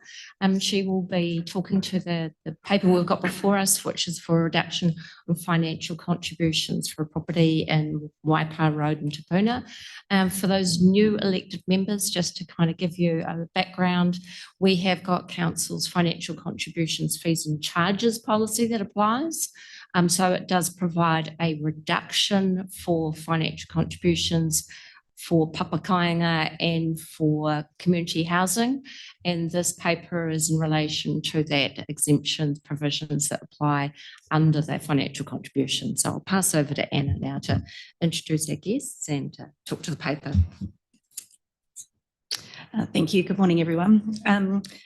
I'll take the paper as read, and there's just one point that I would like to highlight to you all this morning before I introduce our guests here, is that the applicants did come in last year and seek some advice before they made their application for their resource consent. And at that time, they were given some advice that the waiver would apply to them for the one dwelling application that they were being seeking. So as staff did give them that advice. And I think it really just highlights the fact that we've given some differing advice over the last couple of years while we've had this policy in place. And it's highlighted that we maybe just need to look at the wording when we come around for our next annual plan and just see how the wording fits and to make it clear for everybody what the position is. So we have Kilawai and Dwayne Hammond here, and they just want to maybe just have a quick word with you all, and then we can take questions from you if you have any. Thank you. Right. Thank you. Tēnā koutou katoa. I'm Kilawai Hammond, and this is my husband, Dwayne. We are the applicants for the Papakainga resource consent application referred to in this report. For the past couple of years, we have been engaged in a long and very expensive process to build and live on our whenua land at 9 Waipa Road, Te Puna. We have formalised occupation rights under the Māori Land Court, obtained building consent, and have now been waiting on the resolution of our resource consent before we can start building. The council report outlines the process well, but has not included any of the advice we have been provided by council to date. On the 9th of August, prior to lodging our resource consent, we met with a senior member of the Planning, Building and Te Haumi teams, where we were advised that we would be eligible for 100% deduction in financial contributions, given we were applying to build on Papakainga land. The planning team leader at the meeting then confirmed via email what information would be required to receive this deduction, and provided an example of where this had been approved for a single dwelling on a nearby Papakainga land block. The consent planner then processed our consent, issuing draft conditions on 29th of September with no financial contributions payable, which we accepted that day. A week later, a revised set of draft conditions was issued with financial contributions payable of $40,000. Up until this point, we had been consistently advised that we would be eligible for the reduction by council staff. We have now been waiting over 2 months on a decision from council. We appreciate your time today in considering our situation and the request outlined in the report. Nō reira, tēnā koutou katoa. Tanakwe, thank you, Karawai, and thank you for coming in here to explain the issue. I have a question yeah, perhaps more for Anna at this point, but when I read the paper, the logic here that I saw was that if this dwelling was developed at the same time as the other 8, it would have got the waiver anyway, but because it was done on its own, it wasn't. Is that correct, or have I misread that? Correct. If it was a combined application for more than one, 2 or more dwellings, then that waiver would have applied. It's because it's come in for the one single application that the waiver hasn't applied because of the wording under the policy at the moment. Right. So for whatever reason, it was done separately, but hindsight's wonderful, isn't it? Yeah, But so they've done multiple dwellings over the years Okay. on that basis. Yeah. Great, thank you. Deputy Mayor. I'm sorry that you've had to go through the difficulties that you have in order to have a home. I'm more than happy, sir, to move 123A. Thank you very much. Before we go with that, then just want to check there weren't no further questions from our councillors. Councillor Dinsdale. This is what, Councillor Sol, do you have a question? When did the original application come in that we granted the waiver? Do you mean the previous application? The previous application for that we're trying to coattail onto here. Oh, that was I think it was a 2024 application, early 2024. That was, and as I heard earlier, it was for 8 properties, 8 buildings, dwellings. So there was a single dwelling application in early 2024. And also noted in here, I have the one for the 10 dwellings constructed at the Tawhatanui Papakainga as well, which was for more than one dwelling. Sorry, sir. So there was only one house actually in this site that came through as the application came through, not 8 on this site. So for this particular application? Because No, I think we're talking about the previous one that we're trying to coattail onto. Yes, the previous one was for a single dwelling application also.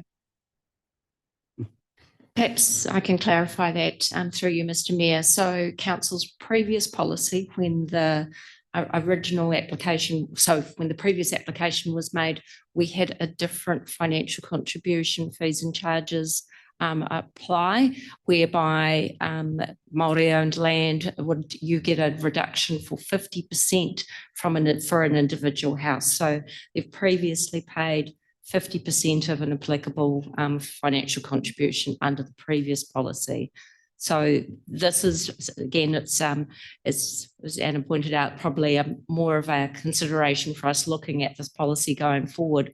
What we tend to find is that we're now getting single applications for housing on Papakainga land, mainly because of the funding that it takes to get through for each individual dwelling. So it's a very unusual situation for us to have substantive applications for Papakainga on local land.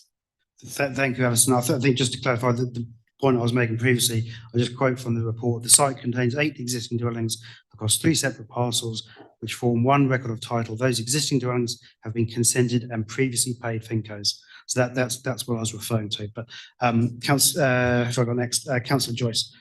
Question for staff. Obviously, these kind of flip-flops, all with good intent, I'm sure, really affect people. You know, it's a lot of money for people trying to build a home. So what have we done to make sure that this kind of a mistake isn't made again? Because that really does affect people quite badly.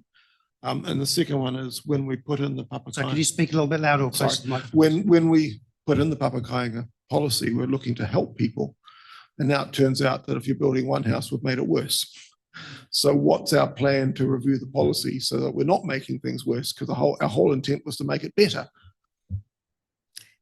I'll respond to your second question first, Councillor. So the current policy sits within our fees and charges, which is reviewed annually.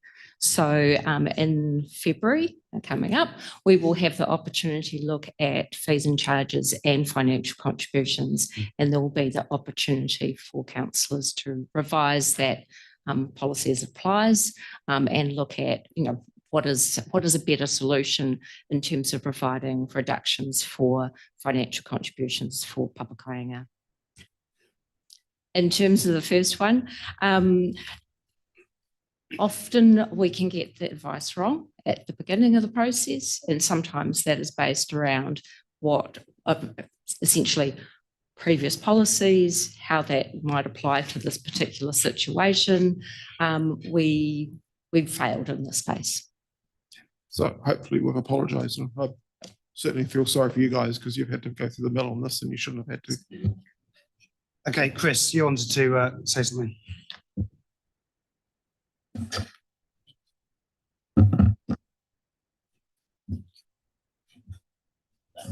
Thank you, Your Worship. Tēnā tātou. I thought it would just be useful to come and provide a little bit of context to the conversation this morning based on how we got to the policy that we have around FinCo reduction. So at present, the policy provides for a waiver effectively of 9 FinCos for the payment of 1.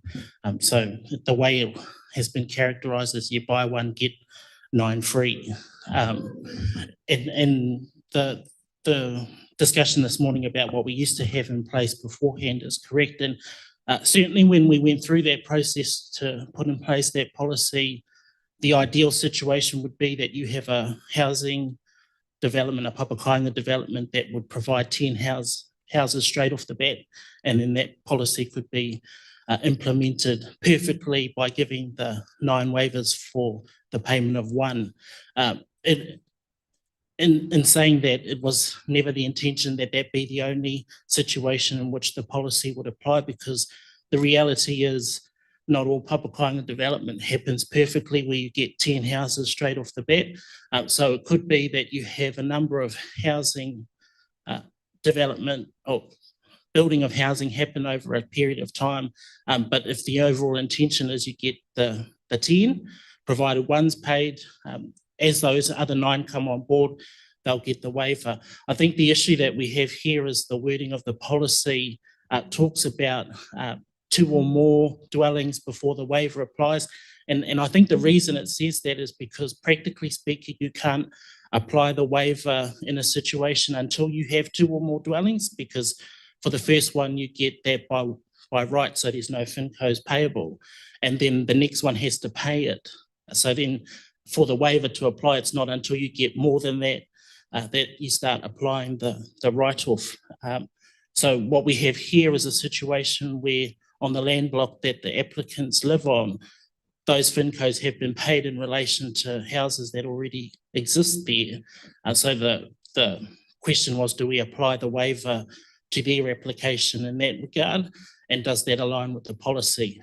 Our discussion with the team was that it did, but ultimately the way that the policy is worded made it confusing. So we sought direction here for a decision on the application that's before us. And I think what we intend is to commit, as Alison has just said, to clearing up the confusion in the wording of the policy.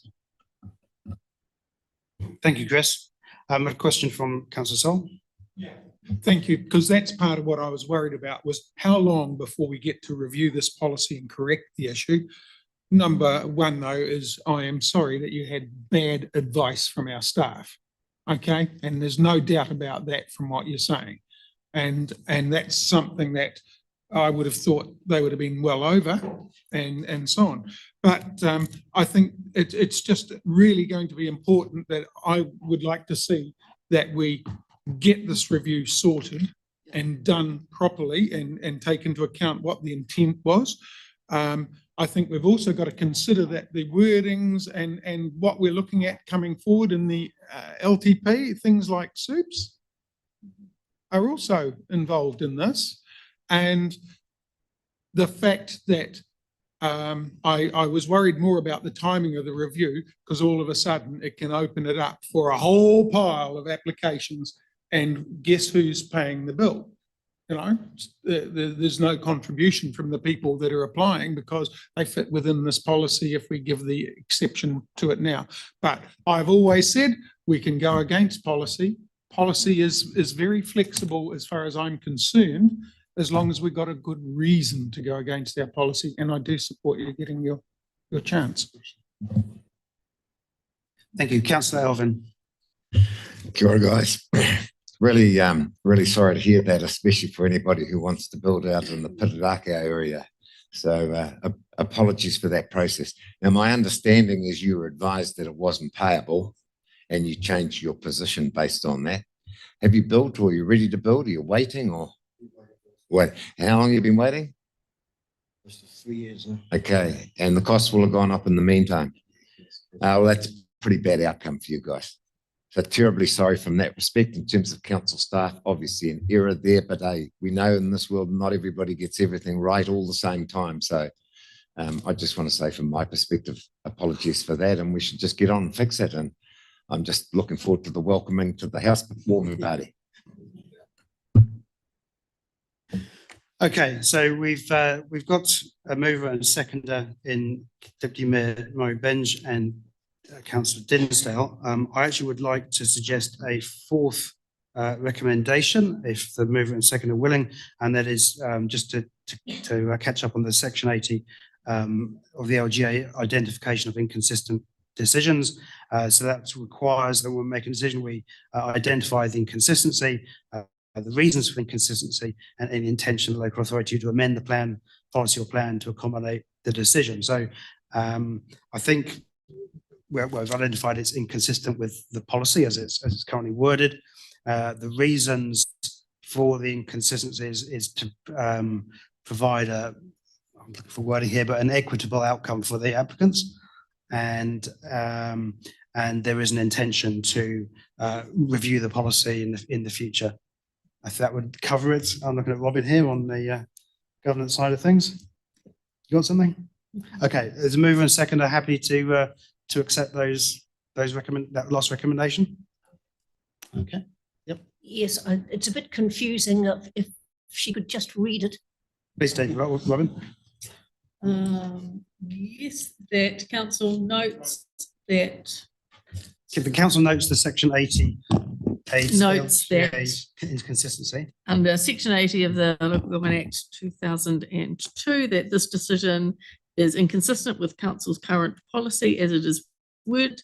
The reason for this inconsistency of the decision is to provide an equitable outcome for the applicant, and also note that the policy will be reviewed. Okay. So is there any debate on this matter? Deputy Mayor.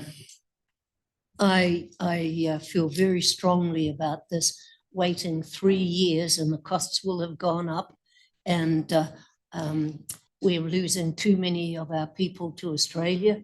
And here you're prepared to build on your own home. And I think we're severely unaffordable here. And the fact that you're able to build on your own land, I think is really worthwhile. We'll review the policy, but when people are prepared to help themselves, it's dumb if this council doesn't stand up and support you. I wish you well. Thank you. Councillor Dinsdale. Kei waku whanaunga aroha nui kia koutou. Ngā mātou te he. On behalf of council, I look forward to the new home, and we'll see you one day out there. Kia ora. Kia ora. I just want to say we're at council keen to promote and enable Papakainga, and I think this resolution helps to achieve that. I wish you all the best with building your new home. And I think with that, if there's no further speakers, I'm going to put the motion. All those in favour of those 1, 2, 3A and the new number 4, please say aye. Aye. Against? It's carried. So thank you very much. Congratulations and good luck. And I think with that, we'll take a break for morning tea and be back at 11:30.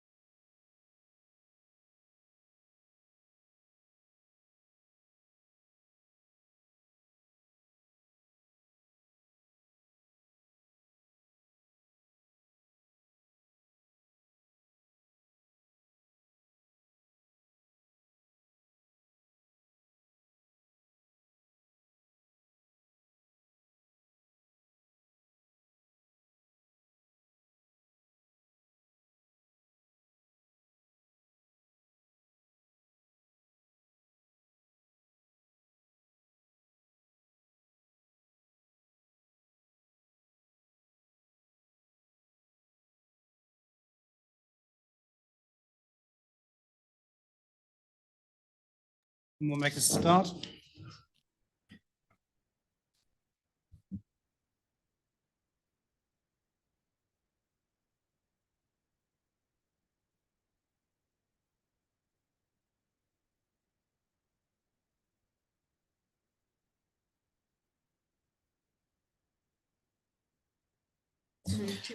Okay, so we're moving back to item 10.3 on page 107, and this is the Waikato Local Authority Shared Services, otherwise known as CoLab, and it's their annual report. I think we've done a fair bit on shared services this morning, so I don't intend to labour this one, but if there's any particular points you want to raise, please do so, Jonathan, Matt. This is just a report for receipts and information on CoLab. It's a recent initiative and mostly Alison's team have been using it on the building services side of things. So happy to take any questions, but expected it to be taken as read on this one. Okay, any questions for Matt on this one? Deputy Mayor? Just one dumb question. Matt, since you've been involved again with council, are you satisfied with the progress this organisation is making? So through your worship, I understand this is a new organisation, a fairly new initiative. I know we've received an annual report. Yeah, so it's only the annual report that they're reporting on. So in terms of their actual performance on how it's working, Alison probably a better place to answer that.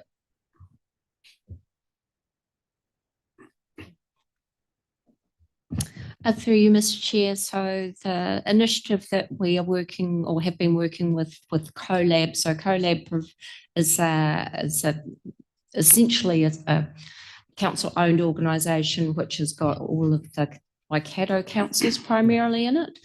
We've been involved in setting up a collaboration with those councils, which is building consenting services. And that building consenting services provides for overflow consents from those participating councils to be processed for the same as if they would be within a council. So I think I've spoken before, the CoLab process is pretty much the same as what we previously used to do, which was using contractors for processing of building consents in addition to our own staff. So they do they've done since that work program was set up. So the building consenting processes started just before the 30th of June. They've processed to the end of November 260 of Western Bay consents. So we're getting great service from them.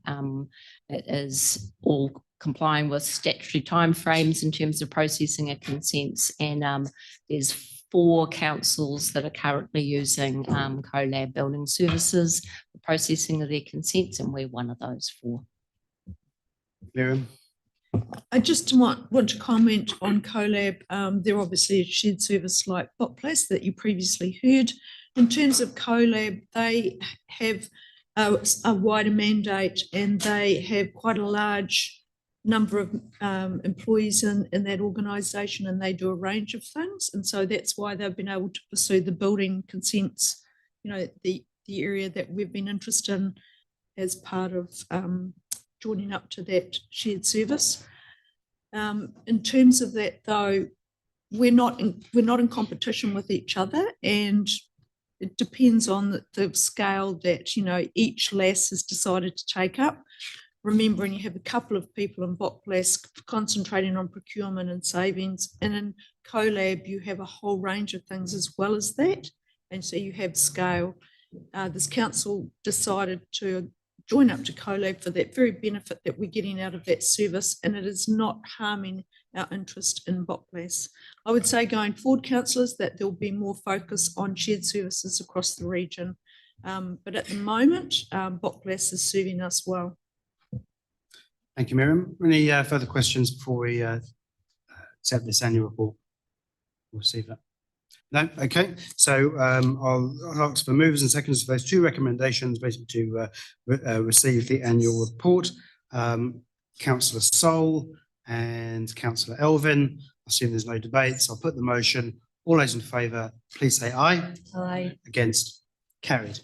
Before we go on to the next one, I did want to just catch up on a comment that was made in the previous item about the waiver for the Fincos. I just want to clarify publicly that council only had the application for, I think, a couple of months, and the delay for a couple of years was 3 years. 3 years was through the Māori Land Court. Alison, perhaps you. Yeah, so I can confirm that the resource consent application was lodged with council on the 5th of August this year. Thank you. Thank you. Okay, so moving on, we move on to the last of our annual reports to receive, and that's for LGFA. So I guess, Matt, you want to carry on with this one. We're on page 155, item 10.4. Please introduce this one. Thank you, Worship. Councillors, as highlighted, this is the presentation of the annual report for the LGFA. Again, it's for receipt. A couple of highlights for the year for the LGFA. They've been able to lend an additional $2 billion to the sector. And since 2016, they've gone from 16 billion to 22 billion. So nearly doubled in size. That just demonstrates the success they've had in providing lower cost funding across the sector. They're also moving into new markets overseas, so not just restricted to the New Zealand, Australasian market. They're now in the Europe and the US market in terms of borrowing and having some quite good success over there. So that demonstrates their desire to diversify their concentrations of risk overseas and domestically as well. They've also had an improvement in their credit rating by 2 notches S&P, and in this environment, that's quite an achievement for them. So all in all, it's a very positive annual report, and they're continuing to succeed as they were designed to do. Happy to take any questions. Okay, just one from me. I just want to clarify who the current chair is now that Craig Stobo stepped aside. So whilst Craig has been stood aside temporarily, I understand it's Philip Corey Wright has stepped into that space at the moment. Philip Corey Wright. Yes. Yeah. Okay. He's also been on the board, I think, since inception or the second round, so he's very familiar with it. Thank you. Any other questions on this one? Councillor Joyce? Is it possible to quantify how much we've saved or how much we save a year from being part of LGFA as opposed to going out on our own? Because we do some borrowing independently, right? So any idea how much saves ratepayers? We don't do independent borrowing, as far as I know. So, Councillor Joyce, we don't do any external borrowing. We borrow everything from the LGFA, have for a number of years. Other than we do have a $600,000 overdraft facility, which, as far as I'm aware, hasn't been used in quite some time. In terms of quantifying the borrowing, when it was first set up, I think about 18 months in, 2 years in, they did do an assessment of how much it had dropped. And I think Western Bay alone, we're about 1.2 million in a single year saving. Nowadays, if you went out to the banks, they know that they're competing with the LGFA. So I suspect you wouldn't get that kind of difference in the rates, but it created a complete step change in the borrowing cost for the sector. So 1.2 million these days would be 1% of rates. So it's quite a big saving. RAS, is that like the local government equivalent of IFF or something, is it? There's a section in here on Perhaps you have a page number, Councillor Joyce? I'm just trying to find it. I was scrolling through it. I think Adele might have the answer for that Adele one. probably knows more about that. Yeah, what is RAS or RAS or whatever it's called? Through the Mayor. So that's a new initiative called the Ratepayer Assistance Scheme, which is being reviewed by a number of councils at the moment as a potential new offering back to councils and for our ratepayers. So how does that work and what's the benefit? So it's effectively it could be done against financial contributions so that it be paid up front, and it can be against a property in the future, and or your rates can be against the property, effectively like a reverse mortgage. Yeah, so it's a new offering that's being discussed and reviewed through a business case at the moment. So make sure I understand this correctly. So we need to build infrastructure. We normally fund it over time. This is a way of doing it in a sort of IFF type fashion without the government being involved? I'm just want to understand what exactly we're talking about here. So it'll be available to the developers as a way to fund their side of the contribution against the property. Okay, are there any further questions on this one? No, okay, so I'm happy to move those two recommendations. We receive this report. There's a seconder, please. Councillor Joyce, I'll put the motion. All in favour, please say aye. Aye. Against, carried. All right, so now we skip the next item because we've always covered that, and we move on to district-wide roadside mowing, item 10.6 on page 245. Welcome, Callum and Brad.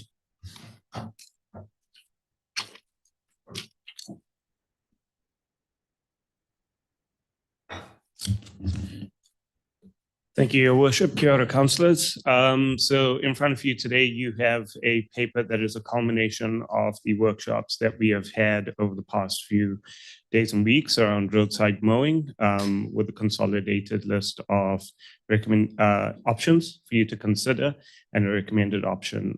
Callum will take you through just the brief talking points of the paper, and then we're happy to take any questions on that. Good morning. As Brad said, we've discussed this in workshop a couple of weeks ago, so I just want to take you to the parts of the report that we never discussed previously. So if you look at section 6 of the report, which is on page 246,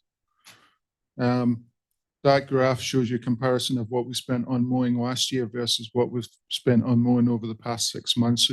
So you can, that essentially confirms that we have reduced the cost of mowing the network quite significantly by reducing the frequency of mows. I then ask you to consider the table under section 8. The comparison that was provided in the workshop was not quite correct because was basically comparing different areas, so it wasn't a like-for-like comparison. It was factually correct, but it didn't provide a like-for-like comparison. So this table has been amended to give you a like-for-like comparison. And as you can see, that basically provides the cost comparison of the 3 different options.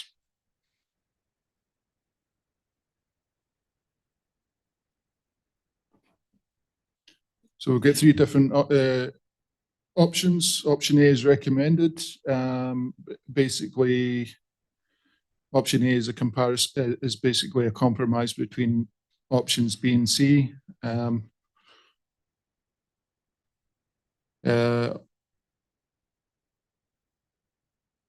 So option B is basically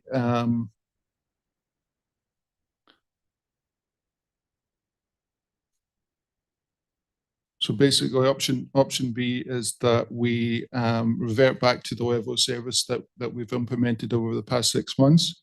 And then option C is basically that we implement the level of service that was previously defined in the ONMC.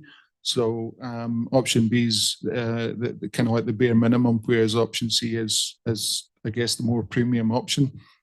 Option A is a compromise between option B and option C. So it's probably we've recommended that because it's the most affordable option, while still providing a level of amenity that community may be comfortable with. I'm happy to answer any questions now. Thank you, Karen. Thank you, Brad, and thank you for bringing this item to us and also the workshops previously. It's important that we respond to the community as it became quite a hot topic for us.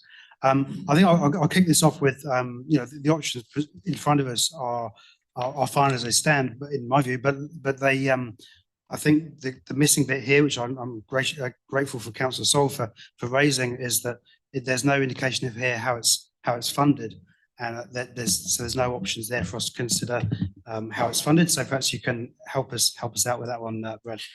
Yes. So, councillors, what you'll notice, and I'm glad you're asking this, Your Worship. I expected this question, and so the what you'll notice in this paper is a lack of the detail that we promised to provide you in the paper, which is what works we would not be doing in order to increase the budget by this much. You'll also notice that the issues and options paper for the workshops tomorrow scheduled for transportation have not been released. And the reason for that is that we received news pretty late in the day on Friday, which we're still coming to terms with. We've been working in the background for, I want to say, a few months now. Callum's team's been working pretty hard with the agency. And on Friday, we received an extra allocation of money from the agency. So, sorry? New Zealand Transport Agency. So NZTA provided us with additional funding on Friday, and we've been scrambling to try and figure out what that means in terms of the issues and options that we're presenting to you tomorrow, as well as the roadside mowing.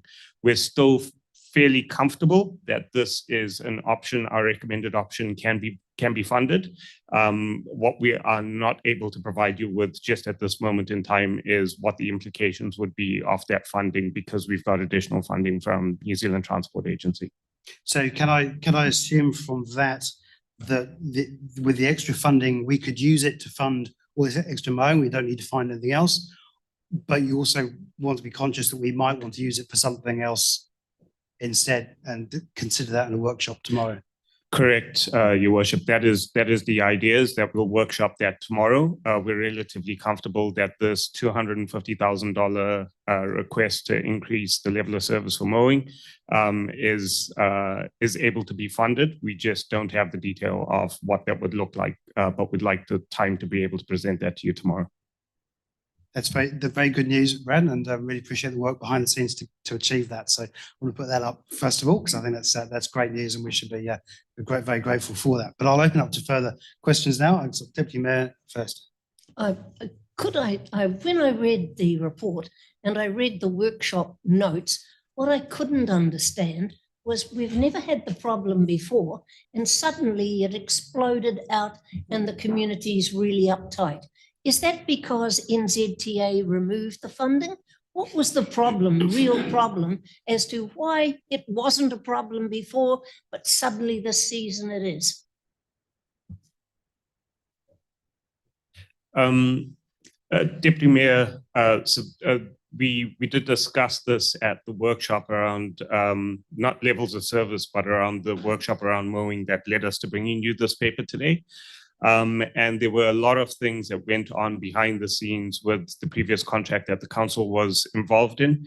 And we were delivering a level of service for mowing that was higher than we could actually afford. And that was being done at the expense of other things on the roading network.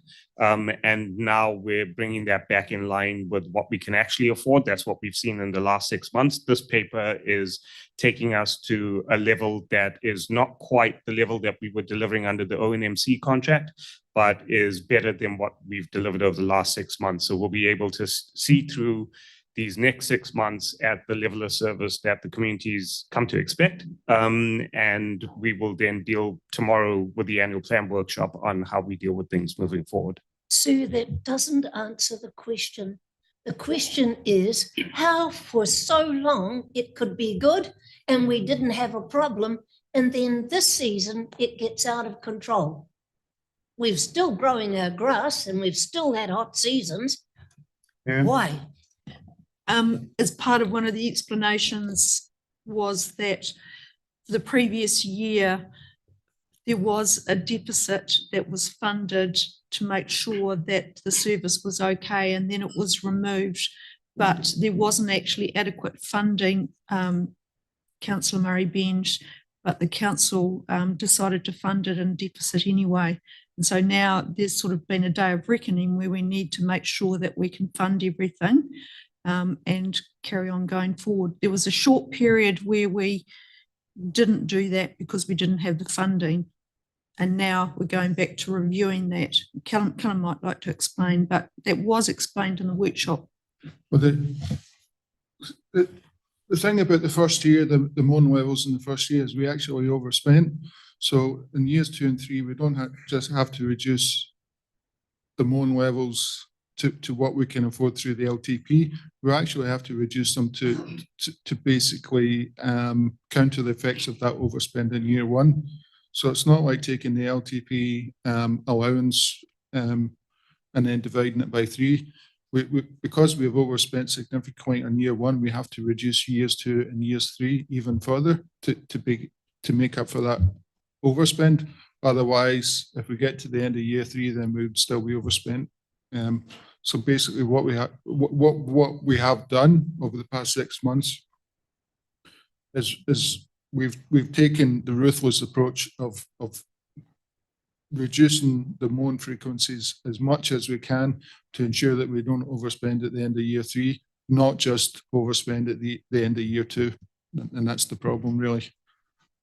So, Mr. Mayor, what you're saying is that for a number of years, it was okay. And then when costs increase, we borrowed to do it. And now we've got to the day of reckoning. Is that what you're telling me?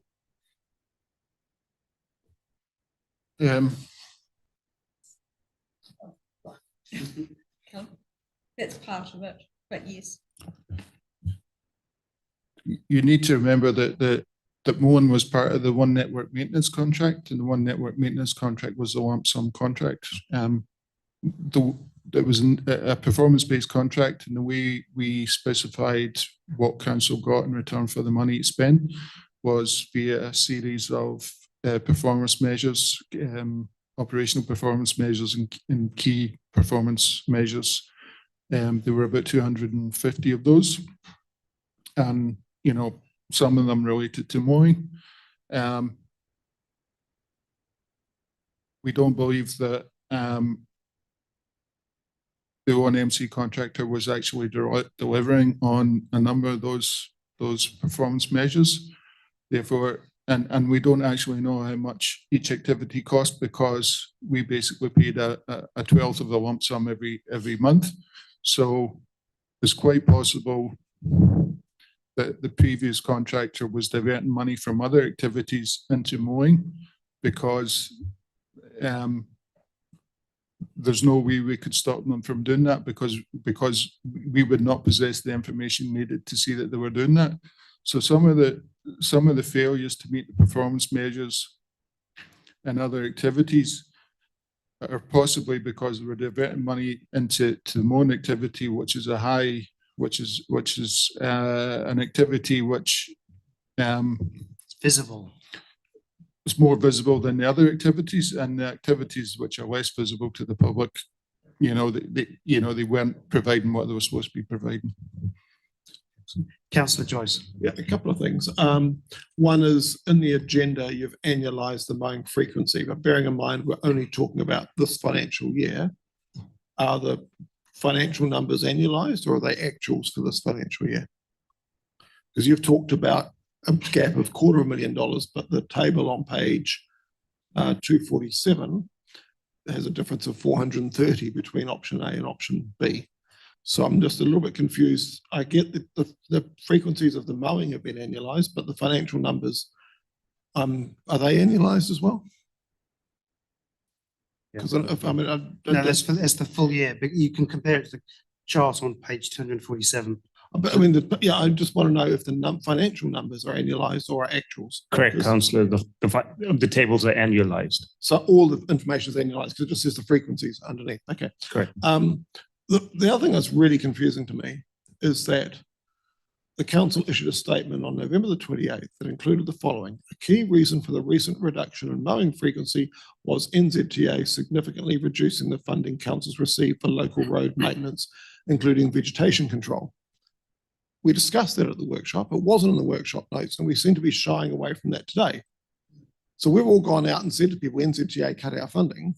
Now you guys don't seem to want to talk about that. And maybe it's because they've been very nice and put some of the funding back, and we don't want to kick them when they're behaving. But is that statement true? Because we've told that. It's probably more accurate to say that NZTA did not give us the level of funding that we requested, and that we needed to actually deliver the original levels of service. Okay, so we need to be clear on that, because we can't shy away from it and then and then put it in a mayor's statement, because that's very embarrassing for all of the elected members, especially the mayor, because, you know, he's out there saying this. So what we're saying is NZTA cut our funding, so we had to cut our cloth, and we basically, because obviously we don't want the roads to fall apart, it fell on knowing. I think, Councillor Joyce, as you will recall from the workshops that we had on this topic, the topic is quite complicated, and it's very difficult to pinpoint the root cause of this to a single attributing factor. There were a number of factors that played a part. Yes, the reduced funding that came through from NZTA played a part, but there was also implications of the previous contract and how we had to manage it and the choices that we made to manage it. But bear in mind, there is a difference between a, you know, public comms and a, you know, audit report. So I think it is a complex matter, and I'm confident that what we said was accurate, but there's perhaps more complexity behind it that wasn't able to be fully explained in a 200-word column, for example. I've got other questions. Councillor Sol and then Councillor Beach. Thank you, sir. So, okay, that's good. We're getting somewhere.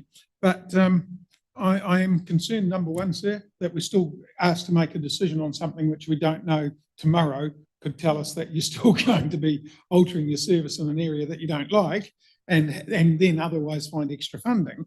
So that concerns me. I don't consider that good governance, and that's what we are, governance. So that's the first bit. I also ask, why, if after year one we became well aware that there was going to be a shortfall, that there wasn't some sort of application for extra funding for year two in the annual plan? That would have been normal, I would think, and would have probably offset a lot of the issues that we perhaps are facing now. And I guess the other bit is, I just want to reconcile from page 249 that the total cost 6 months is 825K, but we're asking for 225K increase required. I just want to see what that actually, how that we arrive at that, when I gather we're well behind the 8 ball and what money you want. I guess with respect to the first question, we didn't really have accurate forecasts until towards the end of year one. So you know, after 6 months, when we started going through the annual plan process, we just didn't have the information to forecast that we were going to be overspent. Bear in mind that, you know, we're starting the annual plan process now, which is the start of summer, and we do most of our mowing during summer. So really the peak of that mowing season is really after the annual plan, and, you know, we go through the motions with the annual plan. Secondly, the figures that you asked about are correct. That's the 6 monthly figures. Yeah. Just to lean on that, Councillor Sol, so an explanation on the 825 and 225 is the 825, you're correct, is what's being spent over the 6 months. The 225 is the additional, because we do have money in the budget to continue mowing. So the 225 is the additional we would require in order to keep that level of service that we're proposing in that option. Excuse me then, so that's part of what we'll be looking at from the new information that came in on Friday, etc. It is not necessarily new money that we've got to budget for out of our general fund. So the 225 that we'll be requesting, that we're requesting in this instance is required. A decision is required to fund that, because that can't be funded out of the money that we're getting from NZTA. So the money that we're getting from NZTA can't be used for environmental maintenance. And you'll remember that environmental maintenance includes the likes of mowing. So we're trying to balance the books between spending this 225 on mowing and figure out where we can accommodate that 225 from council's contribution in the areas where we have received funding from NZTA. So it's a little bit complicated. We're hoping we'll have a picture for you tomorrow, but we're fairly confident that that we'll be able to make that balance. Miriam. I think, councillors, what we're saying really for today's decision is we're confident that we've got the money available to do what you're after, in a nutshell. But there's obviously different buckets that Brad will be talking about tomorrow that are not related to this. Yes, Correct? so we're confident for option A. Option C, which requires a much higher budget commitment, we wouldn't necessarily be confident that we'd be able to accommodate that at this point. Councillor Beach. Thank you, gentlemen. Just getting my head around option A. Is this like going back to the future before things turn to custard?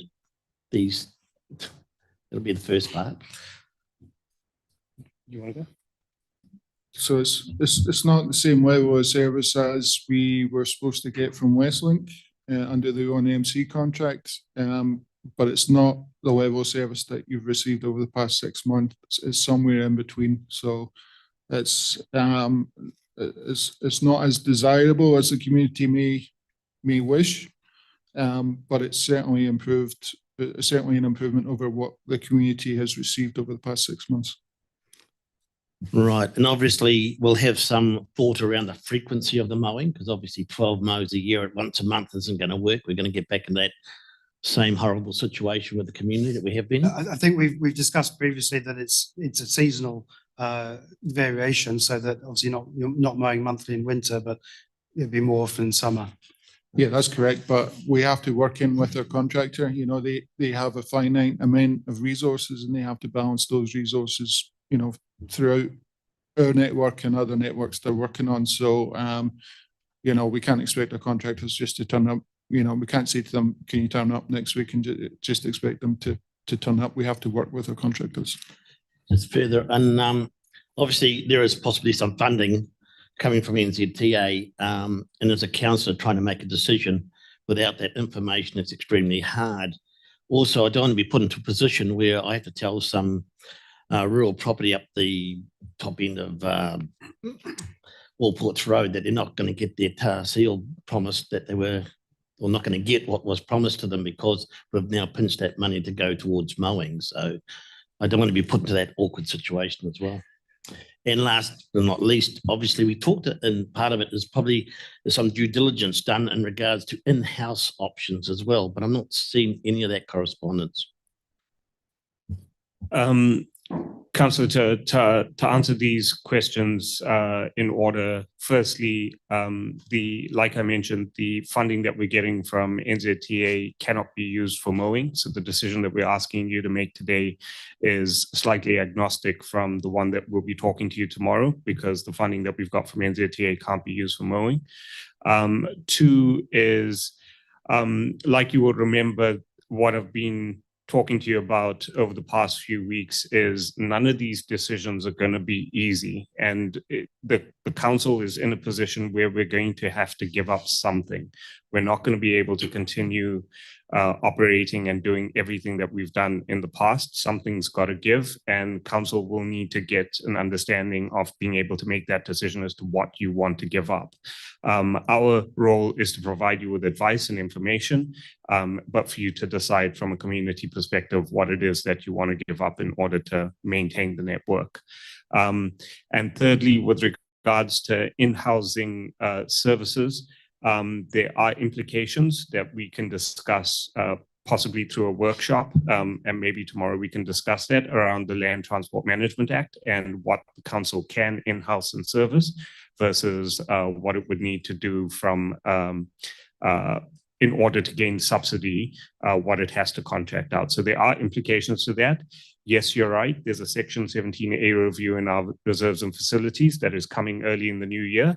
And when we come to you, then we'll be able to propose some options for consideration. But it is a complicated matter in terms of the legislation that we work under in the roading space.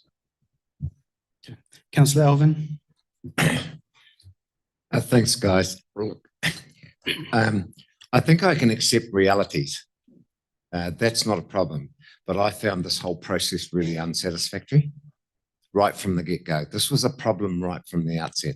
And the difficulty I've got is I don't think we ever got at an early stage an indication of what was going on here. Now, I would have thought it'd be entirely predictable that mowing's a bit like collecting the rubbish. If you're not going to collect the rubbish, you let people know you're not going to collect the rubbish. And here we made adjustments without actually informing people. Now, I don't labour the point because there's a lot of complexities around what we have to do, and I understand that, but I'm not, whoever it was in who Jack Nicholson said, you can't handle the truth. I can, but we need it, and we can't make informed decisions without all of the information, and the information came out a bit at a time. All I'm saying is we need to get on and deal with this. We've got a hard annual plan process. We're going to be communicating with ratepayers and saying, yep, you want silver plated stuff, but you don't want to pay for it, or we can't afford it. We've got that to come. So we need to get rid of this and move on. But please, if an issue comes up like this in the future, do not treat me like a mushroom. Noted and accepted, councillor. Councillor Alvin, Councillor Daly. No, sorry, Deputy Mayor first, and then Councillor Daly. Right. One thing I discovered when Mr. Leach came in, he likes mowing lawns. And when I was on Pukahina Parade, Peter out there mows, I don't know how many lawns, and was very critical of the work that was being done by our contractor. Is it possible, and I know it will require more administrative work, to go for local contractors on mowing? And I think it would be interesting to see as to what it would actually cost us compared with going with a big contractor who has got to employ people and take all the machinery, heavy machinery, over the district. And is it possible?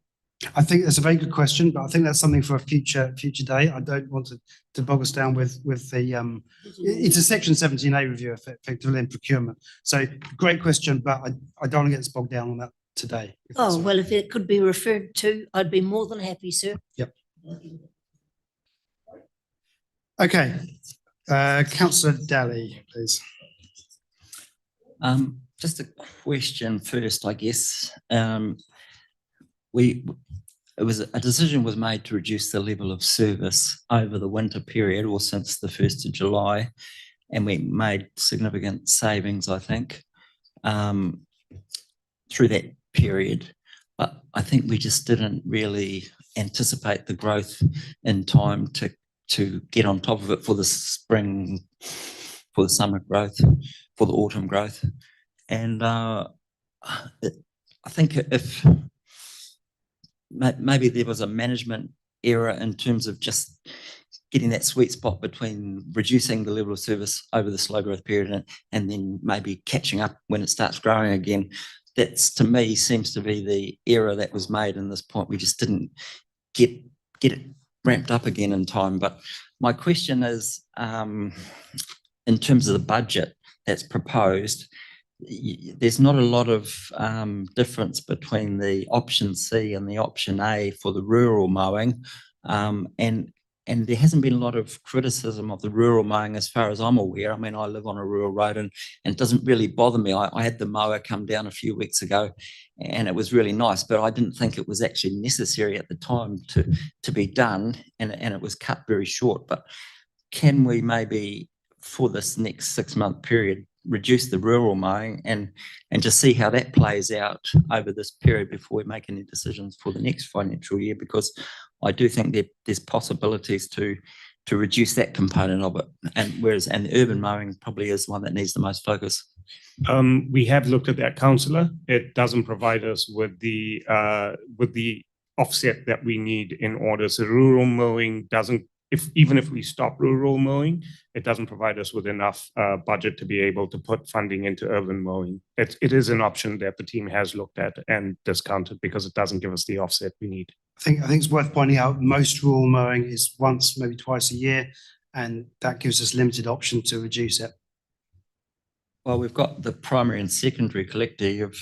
The current level is sort of 3 mows. The recommended level is 4 mows, but the previous was 5 mows. I mean, there's not a lot of difference here. I would have thought 3 was okay, and that's the biggest factor there. You're talking about 360 divided by 4 nines, $90,000 if you just reduced from 4 to 3. Can I suggest that we consider your question and come back and consider it as part of the long-term plan deliberations is something that we could perhaps implement via the long-term plan instead of the annual plan.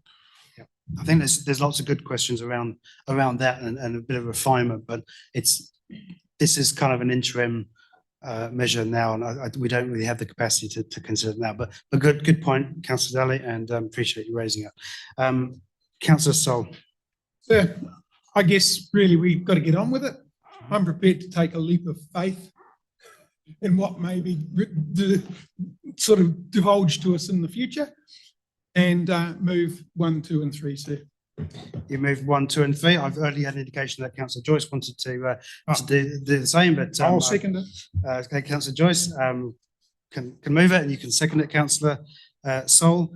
Would you like to speak to it? Go for it. So we are where we are, right? We've cut back our lawn mowing. We've heard well and truly from the public, every single one of us, and no doubt staff as well, that people value this service. It is a core service to our public. We haven't tied down the funding, but we've been assured that there will be funding explained to us in the next couple of days. So we need to get on with it. One of the issues that we have to decide today, of course, is the next council meeting is not till well after Christmas. So if we don't do it today, when are we going to do it? The grass will almost stop growing before we make the change back. So I think we do need to. Councillor Daly, we're very lucky that former Councillor Scrimgeour is now on the regional council, because I did the math, and compared with the old ONMC contract, urban mowing is we're saving 14%. We're cutting 37% out of rural. So you can explain that to Scrim when you next see him, because he will not take that well. There's basically going to be a situation where many of our local roads in the rural areas will only be mowed once a year. But then again, farmers are very good at making use of the long paddock. So hopefully they'll have to make a bit more use of the long paddock. I look forward to the 17A review. It makes no sense to me that we have separate lawn mowing contractors, in some cases mowing opposite sides of the road. If you drive to Katikati on the state highway, one side is mowed by the Parks and Recreation team and one side is mowed by the roading team. I don't understand that. And over the weekend, we actually accidentally found out that some places it's being mowed by both teams. A patch of lawn out at Waihi Beach, the roading team was mowing it furiously last week, and actually that's an area that the Parks team also mows. So there's some work to be done, and not actually overdoing things by having both teams mow the same land. So let's get on with it. And I did enjoy Graham's reference to A Few Good Men. That's the movie you're referring to, Jack Nicholson. We can handle the truth, and let's increase the communication. I think if we don't, the public is certainly going to increase it to us. So I think we do need to get on with it, and I look forward to tomorrow's discussion. Thank you. I think I just want to say that it's always a balance between savings for the ratepayer and maintaining a decent level of service. I think we got this balance wrong in the last 6 months, and I'm happy that we moved pretty quickly as far as councils go to correcting that, and I look forward to getting the right tweaks for the longer term. So I'm happy to support this motion, option A, which gets us better back on track. Councillor Deputy Mayor Murray Bench. I'm happy to support the recommendation as well. And while driving to Auckland, there's a little flower called dandelion, but wildflowers on roadsides can be actually quite environmentally pleasing, and rather than long grass. And I think, I don't know where it was, around Maramarua. And it just, obviously no maintenance required, and it just looked good. So I look forward to tomorrow. And thanks staff for actually reacting as quickly as they have, because I received the call in Edinburgh at 2:30 in the morning, and from a Mokoroa, someone really annoyed. Okay, I'm not looking to have everyone say that they agree with this. Does anyone have an opposing view on this, or we'll move to the vote? Councillor Daly. Yeah, I'll be quick. Thank you, James. Yeah, I wanted to make the same point that Margaret's just made actually about the wildflowers, because on the rural roads, before the mow was done up my road recently, the wildflowers appeared again.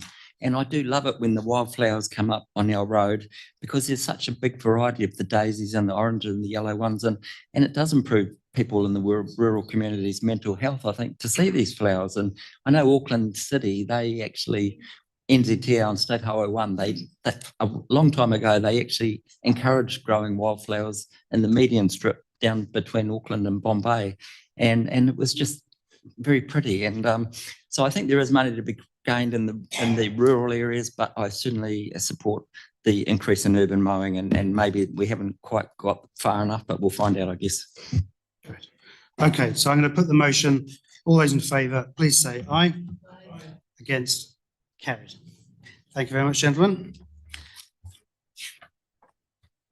So we now move to item 10.7, which is the Omokura Rock.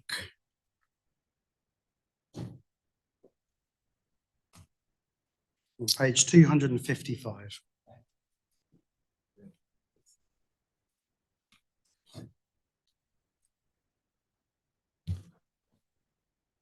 Okay, please introduce this one, Annalie and Brett. Thank you, Your Worship. So councillors, in front of you now, you have a paper regarding the rock that you heard about in public participation this morning. I won't give you too much background because I think that there was enough that was presented very eloquently this morning.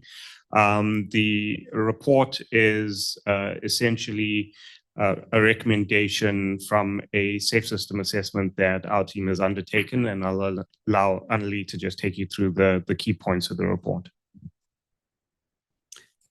Hi everyone. As Brad has mentioned, we've undertaken a safety audit report where we looked at a couple locations where the rock could be safely put. The report made it very clear that the big roundabout at the corner of State Highway 2 and Mokoroa Road, as well as the Industrial Road roundabout, just a little bit further down on Mokoroa Road, would not be a feasible location for the rock based on safety assessments.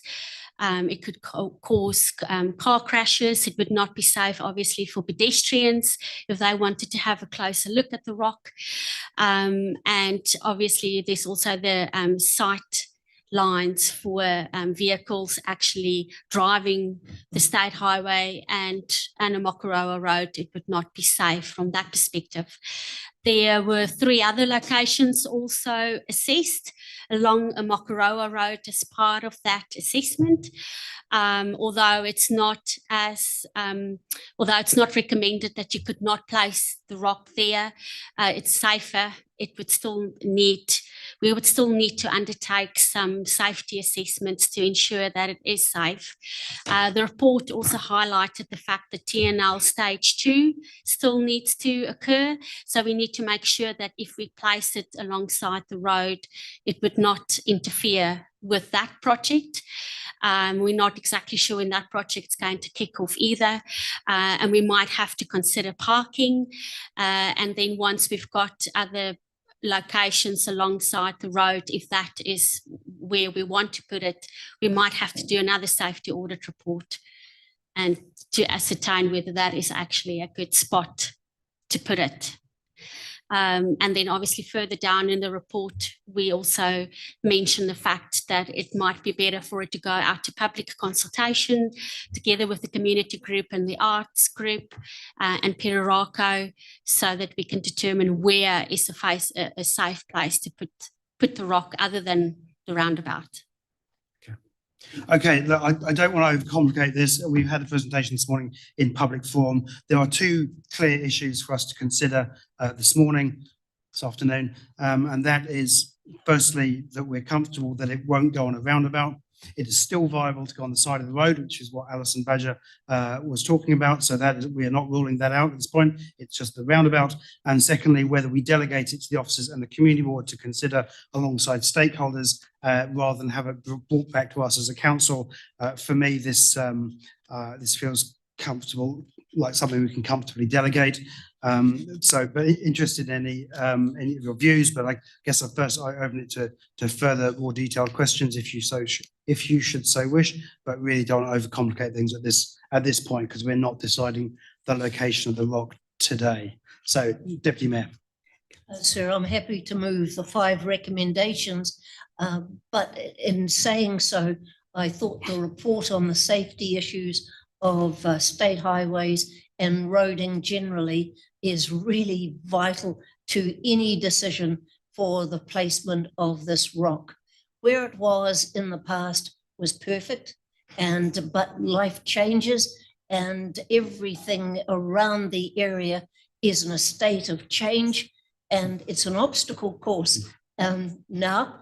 But until it settles down and we find out really where it should go, I think the community board is quite the right place for the debate to go to. But I would thank you for the safety report that you have presented, because I think that's fundamental to any work that the community board will do. Thank you, sir. Thank you, Councillor Murray-Benj. Councillor Coxhead on the screen. Can you hear me all right? Yes, we can. Okay. Look, just happy to second this. My only comment would be, we seem to have very large totems in the middle of roundabouts all over Tauranga, so I'm not quite sure why being in a roundabout is an issue, but it doesn't sound like it's an issue for the people who are interested anyway. So happy to second this. Thank you, Councillor Coxhead. It does talk about it in some detail in the safety report. You do have to dive into it a little bit to understand that, but that is in there. Should you so wish. Other questions? I've got I'm happy to have questions at this point because not be able to say, Councillor Sol. No, I was going to. So, are there any further questions? Councillor Daly. Yes, sorry, I do struggle to see why with an in-house transport team, we have to commission an expensive report from Becker. I know it's probably inappropriate to ask how much this report costs, but surely we've got someone in-house that's capable of producing a safety report for the location of a rock. You're going to rule out some pretty obvious places pretty quickly and come up with somewhere that's off the beaten track, but still meet the objectives of the exercise. Correct, Councillor. Our safety engineer in-house could probably produce something very similar to this. This is quite common in the transportation space, particularly when there's a contentious decision around safety that needs to be made, that council officers and council staff don't provide that independence because we're internal to the organization. And so we commission something external to provide that independent assurance that this is a true safety issue. The reason that we've gone external in this instance is because there could have been questions raised about council staff making decisions or providing advice on the safety aspects of putting a rock in the roundabout. And I think Councillor Coxhead raised some of that concern around it has been done before, stuff has been put in roundabouts before. So that was the reason that we got some independent advice in this instance. And just for Councillor Cox's benefit, we did have the lady turn up in the public forum and she... Sorry, Councillor Daly, this is not your time to explain what happened in the public forum. She was pretty clear that she was happy it wasn't in a roundabout. Councillor Daly, thank you. Any more questions before we go to debate? Councillor Alvin. Are you satisfied if you went out to another consultant and said, please refute the safety assessment here, that they would come up with a different version? I'm just concerned about a community engagement with the people who are passionate about something. This has been a 27-ton rock round our neck for several months. I think we do need to do a bit better, but I'm conscious if you can get 3 different consultants, you get $50,000 worth of fees and different opinions. So I'd just be cautious about engaging too many consultants. Correct, Councillor. Like I mentioned, the reason that we commissioned something for this particular instance was for the need for independence. I'm pretty confident that we could go to 10 consultants and they'd give us the exact same advice. Thank you. Councillor Rain. I just have a brief question for clarification. Is it right to say that the Becker report was paid for out of the State Highway 2 roundabout project, so not from council's roading budget? Yes, that's correct. Wicked. Thank you. So it's been The recommendations 1 to 5 have been moved by Deputy Mayor Murray Benge and seconded by Councillor Coxhead. Are there any speakers for and against? Deputy Mayor first. When I first came up to Tauranga all those years ago, I came through the Barks Corner roundabout and there was a sign in the middle of the roundabout. I came straight into Barks Corner, much to my husband's horror, that I would actually question something. I came in and said, "What are you advertising in the middle of a roundabout for?" And staff, then I discovered it was Western Bay and the roundabout was actually in Tauranga. Very confusing. But in all my experience, you do not put things in the middle of a roundabout. It's a traffic safety issue, and I cannot stress enough that is just a no-go area. And so for anybody to suggest that it's okay to put it in a roundabout is not good enough. So, sir, I'm firmly of the view that the report is a jolly good one, and its recommendation for councillors for any decision you may make in the future. And so I thank you for doing a solid background information for us. I think, sir, that the issue is one that the community board can consult well with the community. It is something that Aotearoa is facing such turmoil at the moment. It's an absolute obstacle course to go through the roundabout. And I'm not sure quite which year it's all going to be finished, but I'd like to think that we can find a place that is acceptable to the community, the art group, the community board, and Mrs. Badger herself. So it's, and I will always regret that some low life should have nicked that lizard because it was beautiful. Thank you, Deputy Mayor. Councillor Joyce. I'd just like to lament the loss of the lizard as well. You know, when it was stolen, I was actually, took a real thing out of the community. So I'm pleased we're finding a way to do it.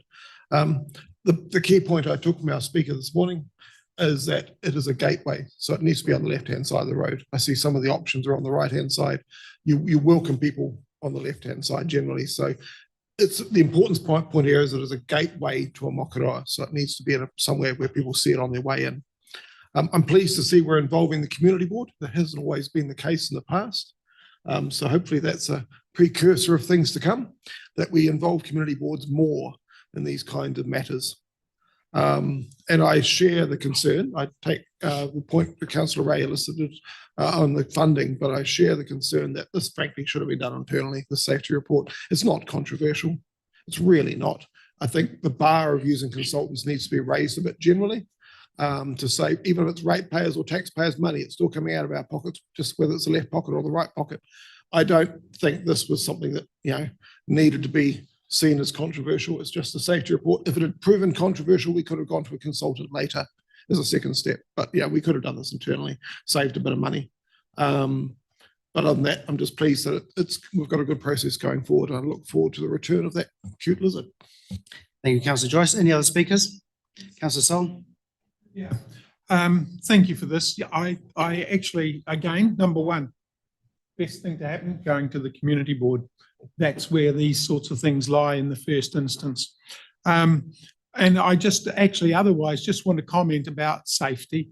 And I do believe, obviously, we can make traffic protection things around the rock, but definitely not in a roundabout.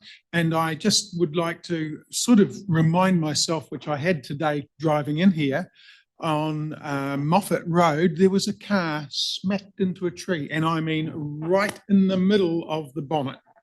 Boom, today, and it was quite a bit off the road, and it immediately made me think of this job again. The protection, the safety will be important, but if cheese cutters or something like that are suitable on our main highways, I guess that's something there, so I support it. Thank you. Thank you. Assuming there's no, is there any speakers opposing this? I would like to put the motion. No? Okay, so I'll put the motion, recommendations 1 to 5, been moved by the Deputy Mayor, seconded by Councillor Coxhead. All in favour, please say aye. Aye. Against? Carried. Thank you very much. you. Thanks, Annalie. Now come to our next item is item 10.8 and the Water Organisation Establishment Update. And that's on page 270. So welcome Adele to the front here to take us through this item. Good afternoon, Mayor and councillors. So yes, very pleased to give you an update. The last time we presented to council was on the 14th of November. And that particular meeting, we approved the plan for going about the due diligence work that we're now undertaking. And since then, we have established our joint working group or joint governance group, which is going to be renamed to joint working group. And we had our first meeting last Monday. And I note in your recommendations today, you're also noting the appointments of our tangata whenua representatives, Kylie Smallman, Hakakopa Tapiata, Shadrach Wollaston, Rogerio Murray, Kiri Tapu Allen, and Rowana Bennett. So the meeting went well last week. We've got a further meeting planned on the 22nd of December to cover further matters. As you'll appreciate, we're trying to work through the materials in advance of a final decision at the end of March.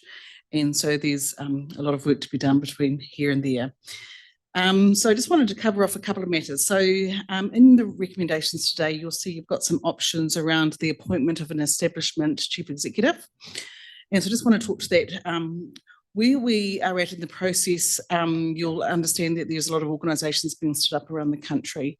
And what we do want to make sure is that we're putting ourselves out to the potential market so that we can make an appointment within a 12-month runway subject to that final approval. So the option that was agreed at the joint working group is actually option A, which agrees to the appointment of a water organisation establishment chief executive with recruitment to commence now, so that a recommendation can be made subject to council's final decision to proceed with the water organisation on the 2nd of April 2026. So although you have three options, the recommendation coming through the working group is option A, and I can advise that Tauranga City Council had their meeting this morning and have approved option A in line with what was been agreed by the working group. That will put us in a good place. We will look to go to market in the new year. You'll see attached to your agenda item the three options on the pathways, but the pathway that we're recommending will give us a start date in that 12-month runway. We like to think that the chief executive is someone who will help us to design the house, build the house, and then live in the house as well. So that's the sort of mantra that we're applying to that. There's a couple of items that flow from the commitment agreement in relation to the joint governance group or joint working group.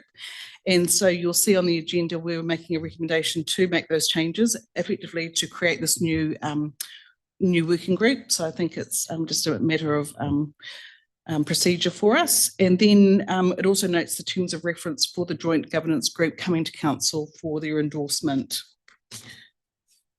These were agreed at the working group meeting last week and with some minor changes being made. So I do want to just make a note of a couple of changes that we'd like to make to the terms of reference.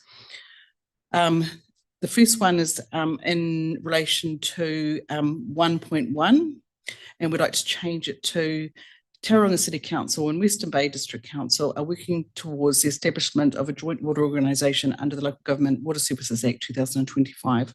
It's a minor change just in terms of where effectively the comma goes, just to make sure that it is a joint agreement. And the other item that was raised was in relation to whether or not this particular group had any decision-making powers, and they don't. So we'd like to change 3.2 from decisions will be made on the following basis to recommendations will be made on the following basis. So all the decisions will all come up to council from that working group.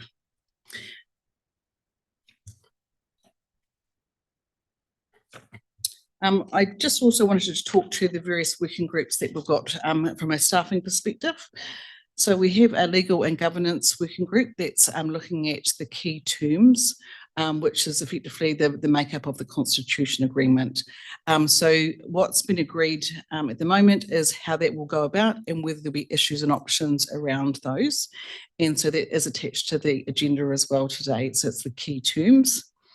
We've got digital and customer as a work stream. So we've got a further paper coming to council on the public excluded item today, given that there are some commercial terms being discussed, but all going well and a recommendation to proceed will be sought. Finance is the due diligence that's been undertaken, effectively endorsing the debt position and the financial information that's contained in our initial documents. People and workforce, so again, one of the outcomes was the recommendation of the establishment CE. And then we've got asset management, so endorsing and doing some self-reviews on both councils around the information and valuations. Communication and engagement in tangata whenua. But I am happy to say that all the work streams are proceeding well. And as I said, we've got a meeting next Monday with the joint working group. And then in the new year, we're coming back for the first meeting on the 29th, and then effectively every 2 weeks thereafter. I'm happy to answer any questions. I would like to just add one final addition to the recommendations today, that the council delegates the chief executive to make changes to the terms of reference, commitment agreement and commercial terms to reflect council's agreed direction or any other minor changes. Just noting that Tauranga City Council had their meeting today, and if there's anything minor, I'm sure you'd be agreeable to endorse that. Thank you. So did you say that they agreed to that change as well? Yeah, okay, great, thanks. So any questions? I see that Councillor Coxhead has raised her hand. So Councillor Coxhead. Oh, thank you. I actually have a few questions. Thank you for clarifying that this is not a decision-making forum, because it was starting to look like it might be. So I just wondered how we ended up with the numbers. So we've got 5 representatives from TCC, 5 from Western Bay and 6 tangata whenua. I might as well just give you all my questions now. Does that suit you, Adele? Well, why don't you just ask one at a time, then we can. Okay, let's answer that one then, yeah. Okay, that's fine. Adele? Through the Mayor. So we went to the Tangata Whenua Forum. As you'll know, we've got many iwi and hapu across our region, and we asked them to come back with a membership of 5 to effectively alongside Tauranga and Western Bay. They were able to proceed on a 6-person basis, which was endorsed by the working group. I notice in the variation of the commitment agreement that all parties pay their own costs. Is that the case for everybody? Through the Mayor. So in terms of costs that have been agreed that will be part of the establishment, they will be on the basis of the 70-30 commitment agreement split. But any other costs that we may incur that we're needing to do to support the project, yeah, we probably don't have a lot outside the actual budget of the transition, but we'd have to talk specifics if we had anything else. I'm referring to meeting costs, the normal 300 per meeting plus mileage. Does that apply to tangata whenua? Through the Mayor, it has been part of the original budget of the establishment, yes. Okay, so that's $1,800 per meeting, am I correct? Yes, that's right. Yeah. So I care about fairness, and I just wonder, was there ever any consideration for example, what would you call it, a concerned ratepayers group as well to be included in this feedback loop or this group? I think we can assume that we represent the people of the district. Yes, and I would have thought all people of the district, to be fair, Mr. Mayor. So I totally accept and appreciate that we do consult with tangata whenua, but I feel that ratepayers may have been left out of the loop here a little. My next question is, so in terms of the table of whether something is a political decision or it's a commercial decision, there was also a 3rd column that doesn't appear to be in the document today. Is there a reason for that? That was removed, but perhaps Adele can talk to that one.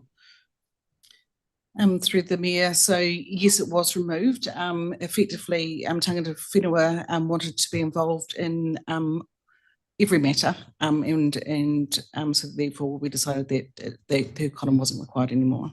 Yeah, I think just to give a little bit more colour to that one, the view, as I recollect, was that they didn't want us picking and choosing which agenda of information packs they got to see. So they get to see everything, and then subsequent to that, decide if that's something they want to take a view about. So this is just a feedback loop. Again, it's just about consultation, correct? Yes, that's correct.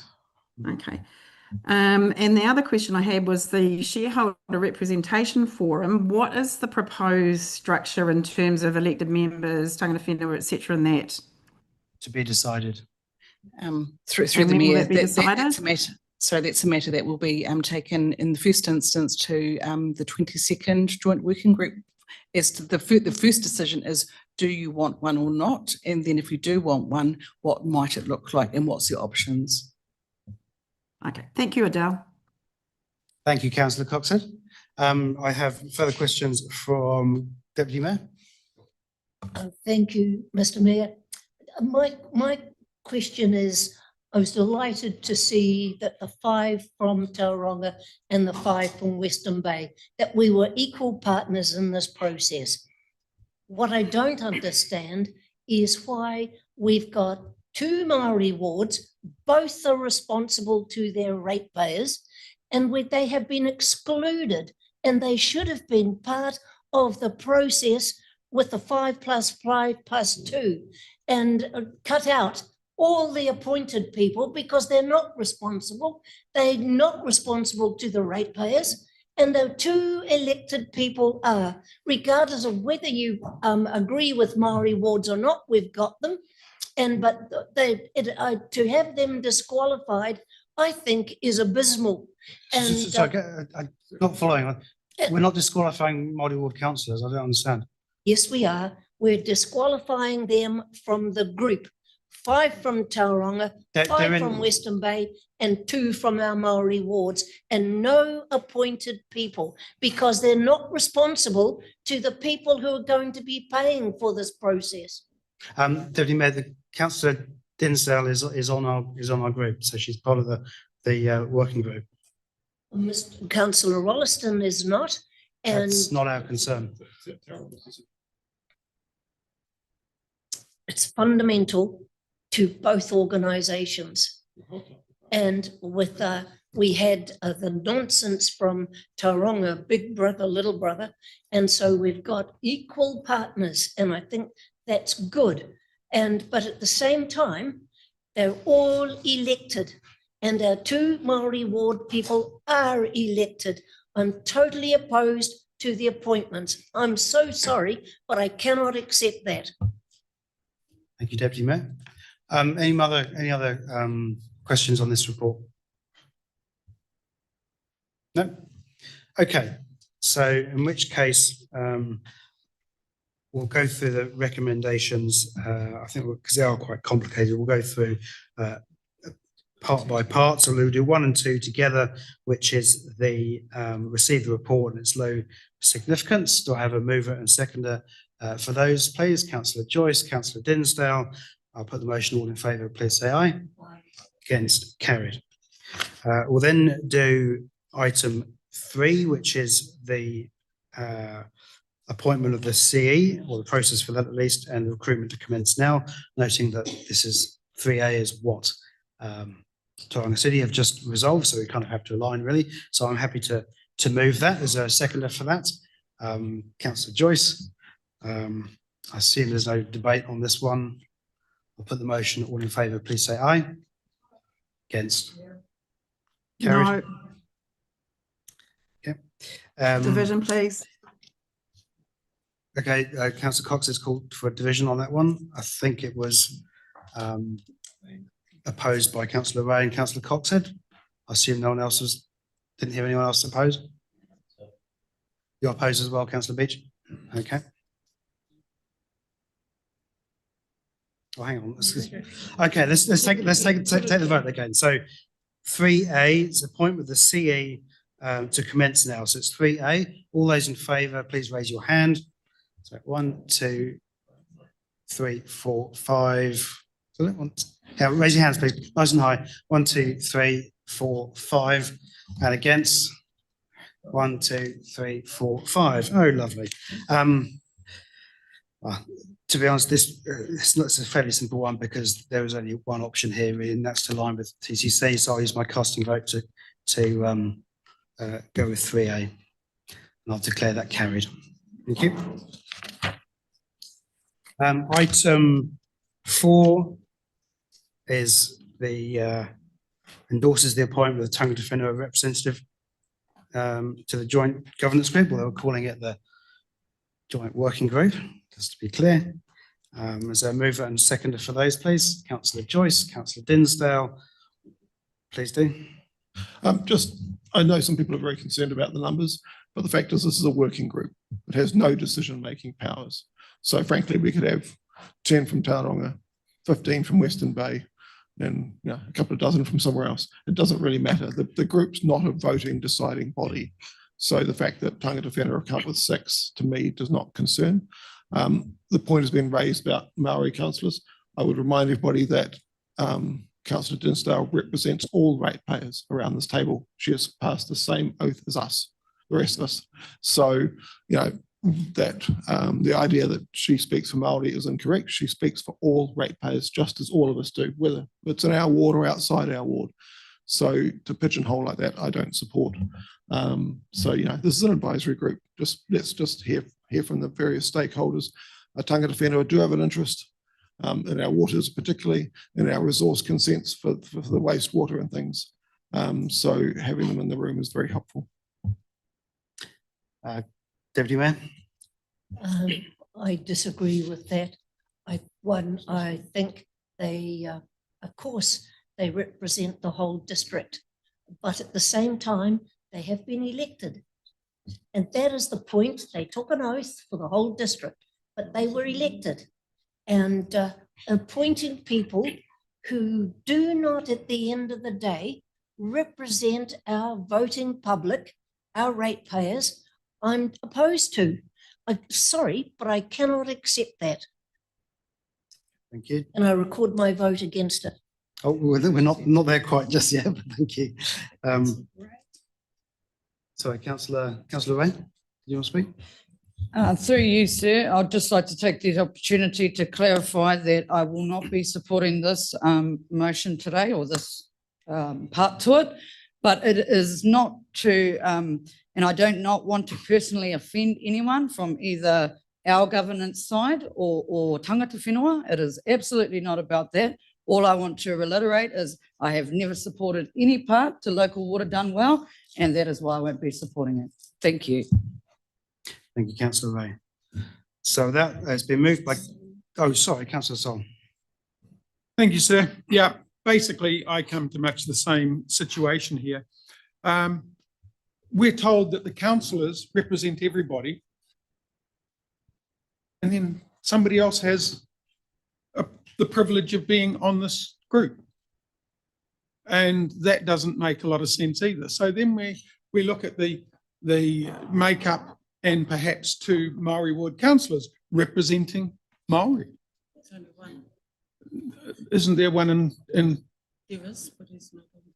No, that's irrelevant whether he's on the group. That should be the person probably representing. Because guess what? We're the councillors with the skin in the game.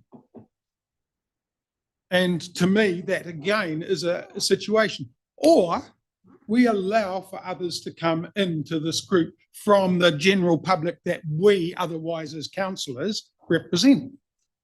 It's only fair and logical, only reasonable. So we cut out a lot of people. So, sir, I will not be able to vote for this. It's not right. Thank you. I think I'm going to make a comment on this one.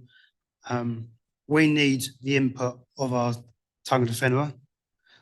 We are not around the table, know all the views of Te Ao Māori and how that works. We have already been caught short in this process when we didn't understand tangata whenua views, and that was around the inclusion of TCDC. And so for me, this is just about understanding views and inputting knowledge that we don't necessarily have. So that's, I wouldn't quite say. So where does the rest of the I won't community quite say stand? the more the better, but because that gets I'm manageable. But in terms of actually hearing what the views of tangata whenua are, it would be really, for me, it's useful. But anyway, Councillor Beach, you. Yeah, right. Yeah, I too am struggling to run alongside with this. I was under the impression there was 2 advisory groups from TCC and Western Bay to go out and consultate with iwi and other groups in regards to it. What I'm finding is becoming not a discussion group, but more of a discussion group, making decisions where I'm starting to see the cart go in front of the horse. So yeah, I have grave concerns going with this. Okay. So I think we'll get to the, sorry, did you want, Councillor Alvin? Yeah. I accept the views of everybody that are contrary to this, and I understand the rationale and the principles that sit behind it. I think we've been mandated to look at this a local waters thing. We've been told to get on and do the job, and inevitably we're going to have to do it. There are obligations in the legislation about our obligations under the treaty. I think what has been proposed is the means to deal with that. In the end, I think, however we decide to do the consultation, it still needed to occur. So I'm more than happy with that. In terms of the numbers, I'm not overly concerned about that. Every decision we've agreed comes back to this council to decide. And so we have in the end the opportunity. And remember, that was an issue that was fought hard.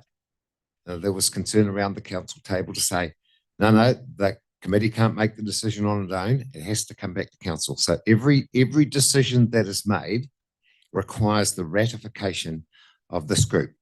And so what I'm hearing around the table is to say no. And it's a matter of principle. We want to start this process on a divided basis. Because if we continue on a divided basis, those people in Wellington who are making the decisions will make the decision for us.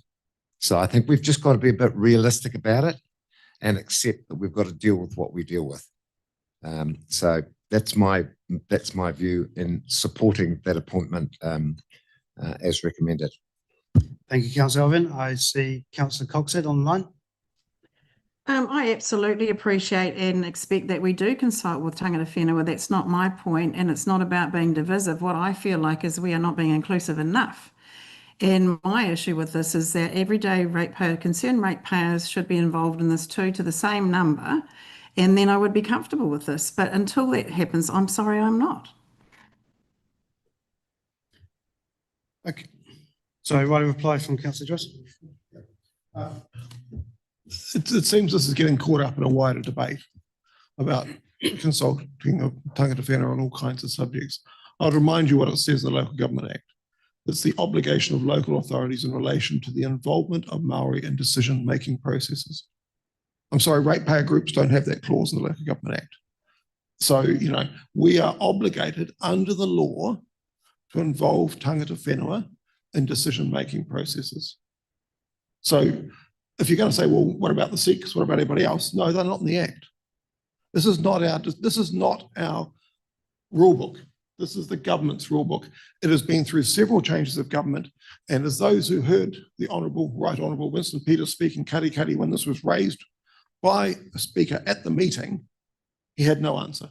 He just said, oh, I'll talk to my guy on the select committee, because he knows he can't change it. So this obligation is on us. It's on us throughout whenever we do things. To say, oh no, we're just going to leave it out at this point is actually a very dangerous thing, because we're trying to set a precedent on a national, in terms of the whole of country policy. It's about time we stopped. Unless you want to change the Act, in which case go to Parliament and ask them to change it, that obligation is on us. you know, we actually don't have a choice. We have to involve tangata whenua in decision-making processes. It's in the law, Schedule 6, also Part 4 of Section 4 of the Act. So get over it, you know, I mean, it has to be done. It has to be done.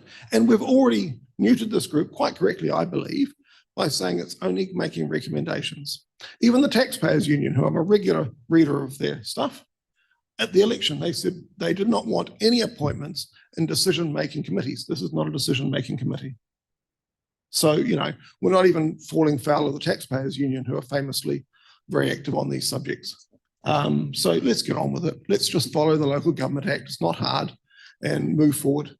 And, you know, let's actually test this proposal on the real issues of shareholding, of voting, and you know, whether it makes sense financially for our ratepayers, and stop putting up straw horses. Thank you, Councillor Joyce. I'll now put the motion. All those in favour, please, I'm going to say raise your hands. Please raise your hands. 1, 2, 3, 4, 5. And again, I'll use my casting vote to approve this one. Sorry, I jumped ahead. My apologies. Those against, please raise your hands. 1, 2, 3, 4, 5.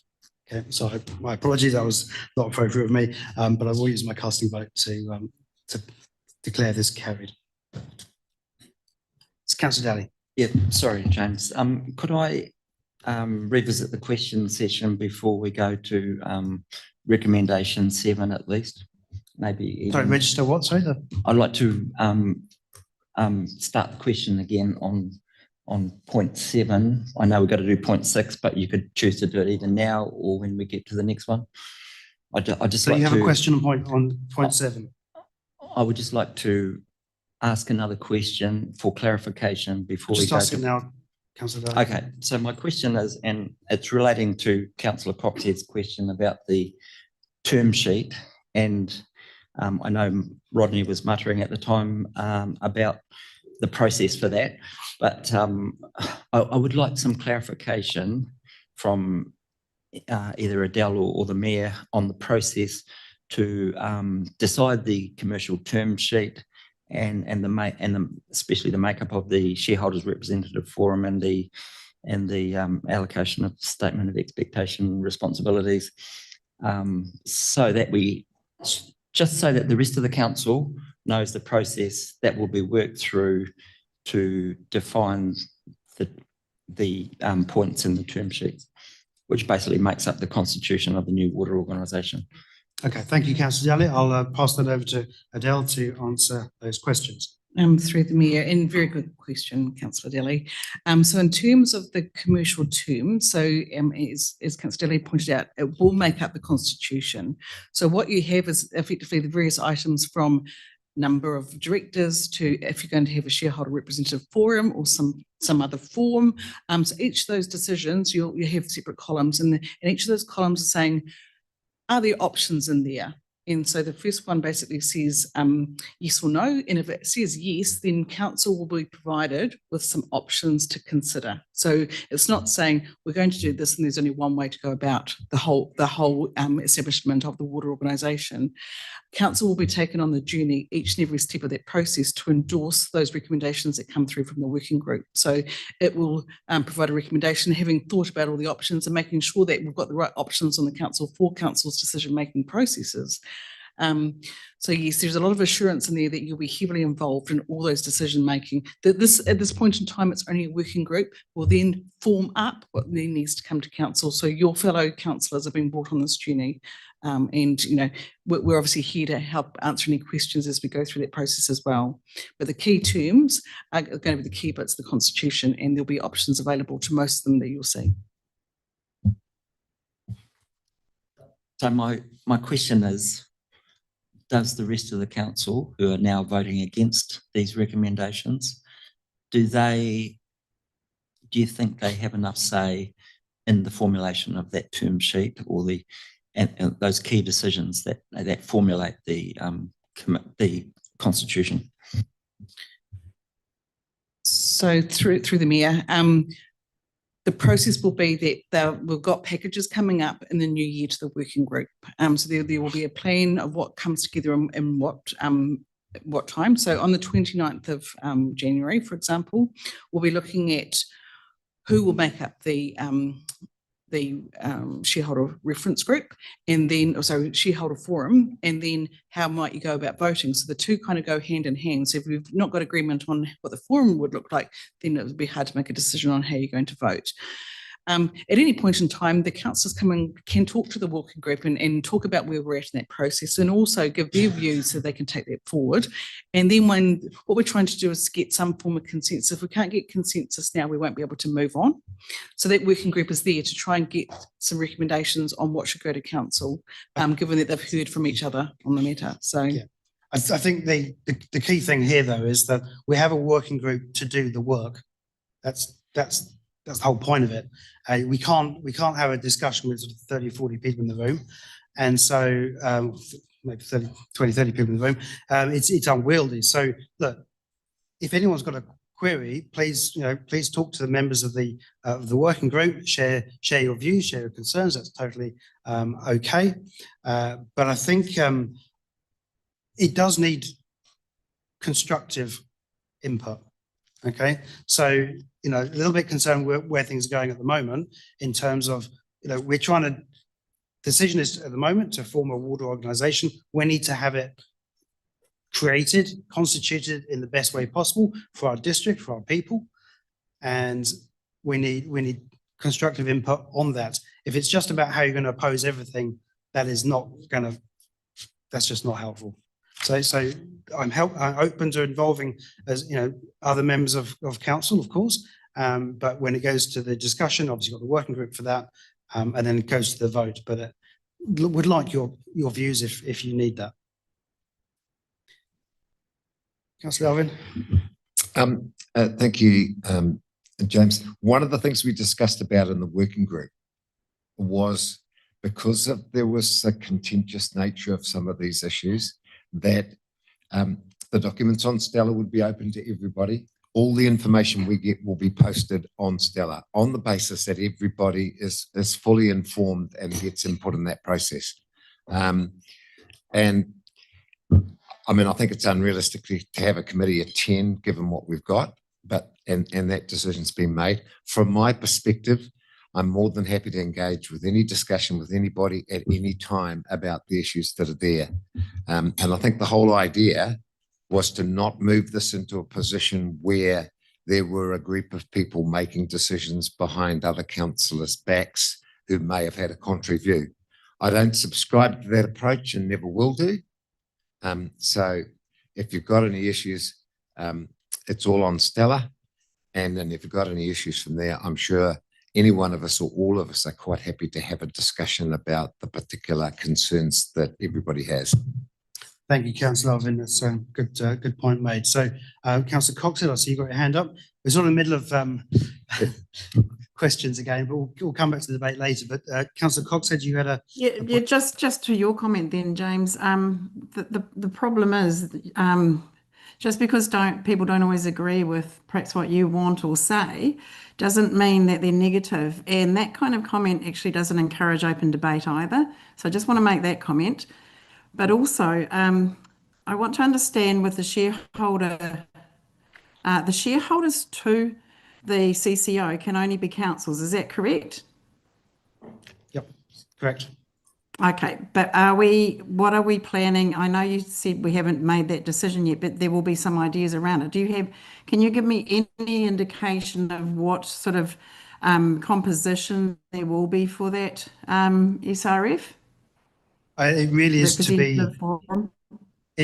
to be decided, and even who gets to vote on the SRF, things like that, all to be decided still. So it's a voting forum as well? It will be. Adele, perhaps you can. Through the Mayor. So the first decision, Councillor Coxhead, is to determine whether a shareholder representative forum is required or not. Because otherwise each council will be respectively preparing their own statement of expectations to the board. Otherwise, the next step is if a recommendation is to have a representative forum, then the two councils will come together and then they'll determine what that might look like. So the discussion next week is around all those options and the right pathway. So It's part of the process of what are our options and what do we want to look like in the future. So just to clarify, so if, for example, that was just made up of the two councils, that particular forum, which I don't think it is going to be, but I think there was another option, wasn't there, where you could have like a consultation group underneath that? Is that correct?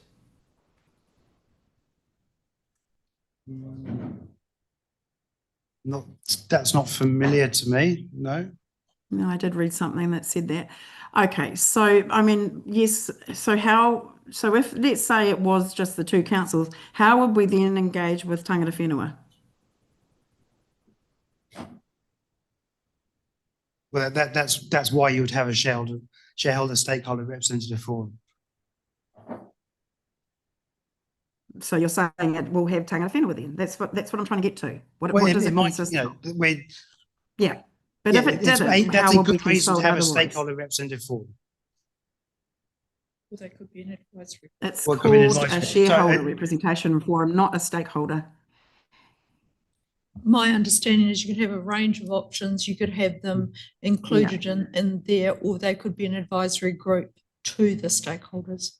Yeah. And somewhere in between. Lots of what I options there. understood too, Miriam. Lots of other options there, councillor. you. So thank you. Yeah. Yeah, no, thank you. Okay. So I think we've had that sort of little detour, and we'll better come back to the actual motions. But councillor Daly, one more. Yeah, well, this is why I raised this point, because it is controversial, and I know the term sheet has got 30 points on it or something, but there's only really 3 or 4 key points that concern the rest of council, I think. So this was my I've always would prefer that wider council engagement in those key points before before we even negotiate with Tauranga City on their proposal to make up this SRF. So and I made the point in the working group, and I'm making it again now, and sorry, James, but the way this voting is going on these recommendations, I think this is exactly the concerns that led to my recommendation. And I know Rodney, he supported me in that, maybe not to this extent, but I think. No, let's not try and speak for other people here. So I'm just making the point, rest of council should be involved in this particular key decisions that everyone is so worked up about. Adele? Through the mayor. So we certainly intend, once the working group has obviously met and discussed our own views, then it will be going through to the joint working group, but we'd also have workshops available to council before making that final decision anyway. So we are looking at programming those workshops in the new year, and absolutely making sure that all the council are aware of what the discussion is and what the recommendation is and why, and if they've got any other further input. Miriam? Through your worship, my understanding is council as a whole will get to make a decision. The working group will make recommendations, but the council as a whole will have a vote on it. We don't go around in circles on this, but okay, councillor Joyce, go on. I think what Grant's suggesting, and I think it's a good suggestion, is that at the moment it's our working group, joint working group, then it comes back to a council workshop, right? What he's suggesting is, our working group can have a discussion, then a workshop by the whole council, and then we go joint with TCC. Because the problem is once it's gone to the joint committee, then you get this pressure, as we did with the CEO appointment, of, well, Tauranga already backed it. So we sort of, I think, for these, and it would only be 3 or 4 issues, I agree with Grant, Councillor Daly, I should say. Perhaps we need to workshop those as a group before we take them or to the joint group for a recommendation. I'm going to disagree with that. It's not practicable because you having to convene full council every time, all through January, and I don't think that undermines the whole point of having a working group. I'm fully, as Councillor Elvin has said, the material is in Stella. Everyone is welcome to read it and to provide your views. But as a working group, we need to come together so that we already have to understand what we want our position to negotiate with the joint working group. And then it comes back to council. If at that point there is concern amongst all the councillors to understand where the joint working group has landed, then that is totally acceptable, and we can totally do that. But to just undermine the elected member working group, our elected member working group, by having to have another workshop that tells them what to think. That just undermines the whole point. Councillor Sol. Basically, I'm sorry, I believe these are such important items that they should be workshopped and they should be discussed. And so that you have a working group that has some idea where their council sits on this matter. Number one, it's not great seeing the situation going today and how it is shaping up. But also, they're a recommendatory group. They come out and they make a recommendation. Great, but that's already where they're heading. We have, as councillors across both councils, basically almost separated off. Okay, picked off on our own one way or another. That's one problem. But the other one that is interesting, there's only one recommendation, not other options. And that's okay. They have a preferred option. That is good. And that's how we process through our processes here in general. That is not in this situation. We come to council with yes, no. Very simple, on, off. So you're actually heading for the same issue the whole time. Okay, I'm going to intervene here because this question is not actually what we're debating today. So we can reflect on that and consider how we run it, but that is not actually what we're considering today. So I just want to put part of that to one side because we're getting lost. We're lost in a different issue. So I need to get back to the recommendations here, and that is recommendation 5, that council approves the variations of the commitment agreement to reflect the establishment of the, well, it says joint governance group, but it's now going to be called the joint working group, and delegates authority to the programme director, water organisation establishment, as an attachment 1. Okay, is everyone clear about what that is seeking to do? So was Councillor Elvin going to help in this debate? He had his hand up. Well, no, I'm just pointing out that the discussion we were having was not related to any of the recommendations or resolutions we need to make today. It is something we can consider in the future or a different time because it's an internal mechanism how we work together. It's not a resolved thing. Okay. Okay, so it's recommendation number 5. Can I have a mover and seconder for that, please? Councillor Dinsdale. Councillor Joyce. In debate?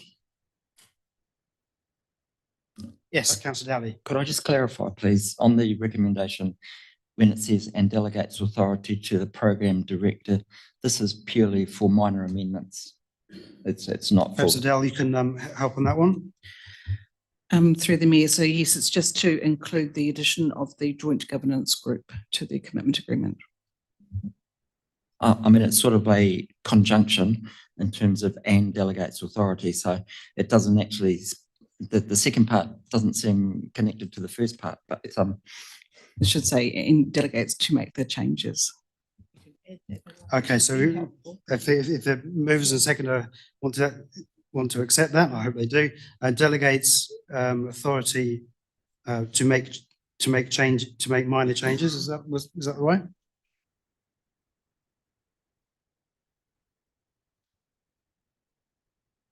Okay. Any debate on this one? No. Okay. In which case, I'll put the motion. All in favour, please say raise your hands. 5. Those against? 1, 2, 3, 4. Carried. Okay, next item is item 6, and that is that council approves the terms of reference for the joint working group, noting the change of wording, noting that these are endorsed at the joint working group meeting of 8th of December, and there's just a couple of changes which Adele has highlighted. For the first line, just to make it more of an equal partnership for Western Bay and Tauranga, and also the one about it's a recommendation, not a decision of that. Correct. Okay. So I'm happy to move that. Do we have a seconder, please? Councillor Elvin. Debate on this one? No, I'll put the motion. All in favour, please raise your hands. 1, 2, 3, 4, 5, 6. Those against? 1, 2, 3. I'll declare that carried. And number 7, the council endorses the commercial terms sheet. And that member is endorsing it as these are the questions that need to be resolved or asked rather than what the answers are themselves.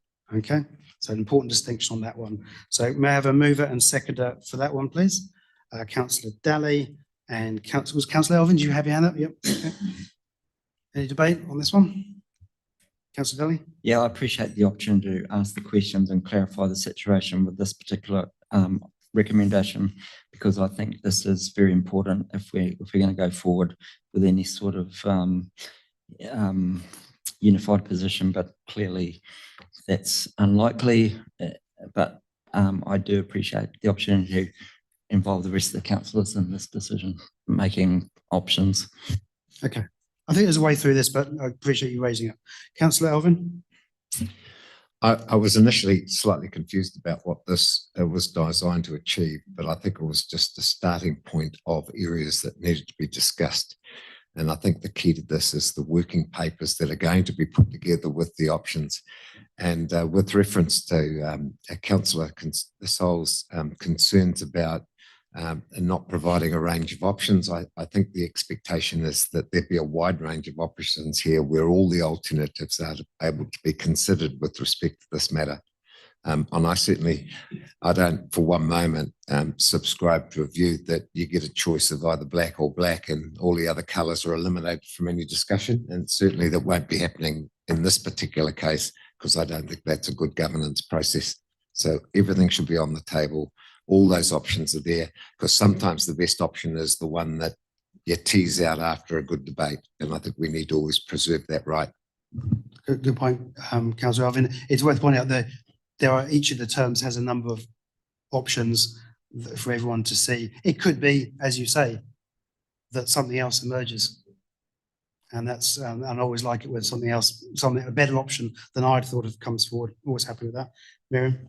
Looking at the commercial terms, they look pretty much similar to Institute of Directors in terms of those questions. And my question to councillors would be, if you were not in favour of this, what would be your other options and what would you put there in terms of determining these things? Because I think it's fairly comprehensive. Okay, thank you, Miriam. So we've got number 7 has been moved by Councillor Daly, seconded by Councillor Elvin. I don't see anyone else wanting to speak, so I'll put the motion. All those in favour, please raise your hands. 1, 2, 3, 4, 5, 6. Against? 1, 2. Okay, I'll declare that carried.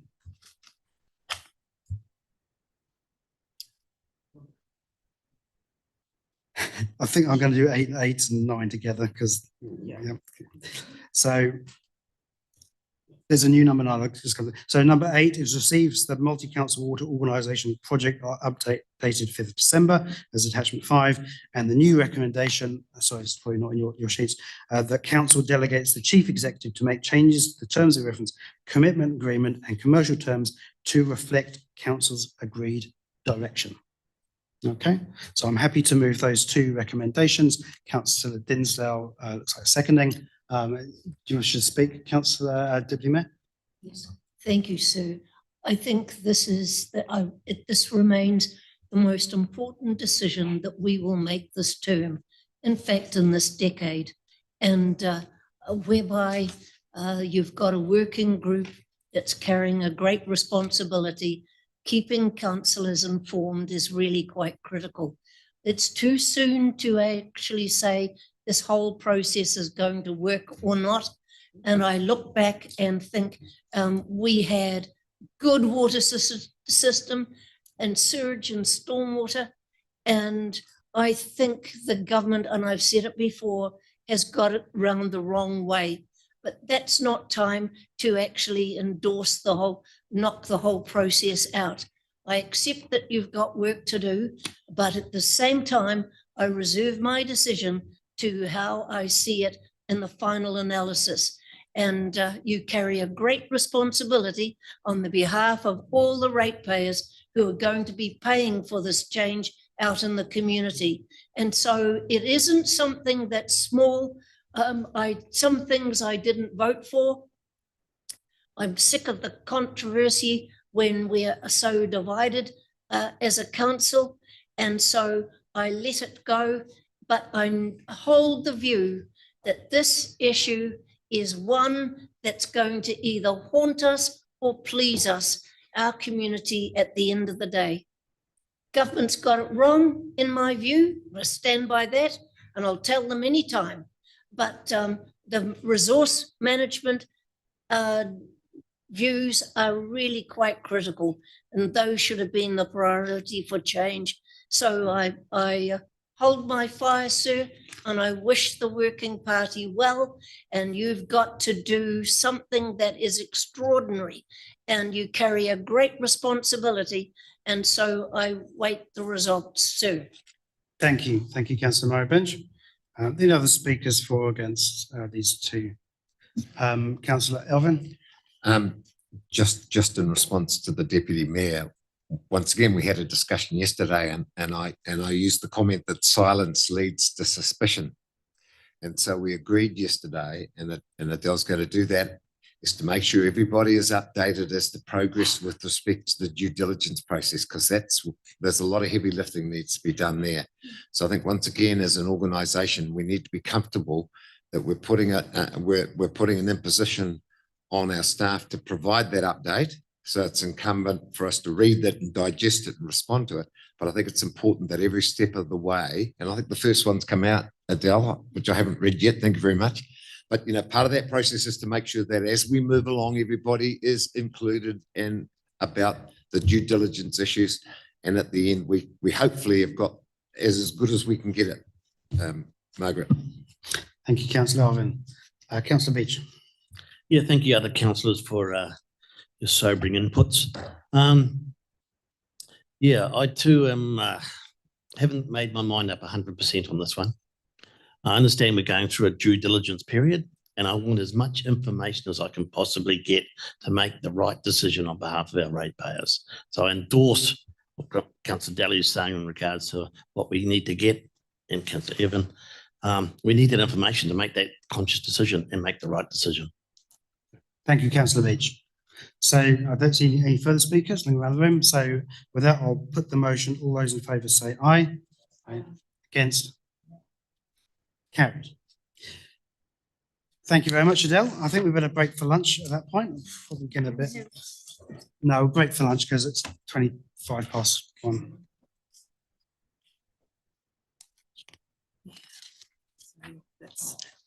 Sorry, who's this one? Oh. When are we reconvening, Mayor? I think break for lunch. Let's break for lunch. We announce the reconvening time in case Councillor Coxhead chooses to rejoin. 1:45 reconvene for lunch, after lunch. Thank you.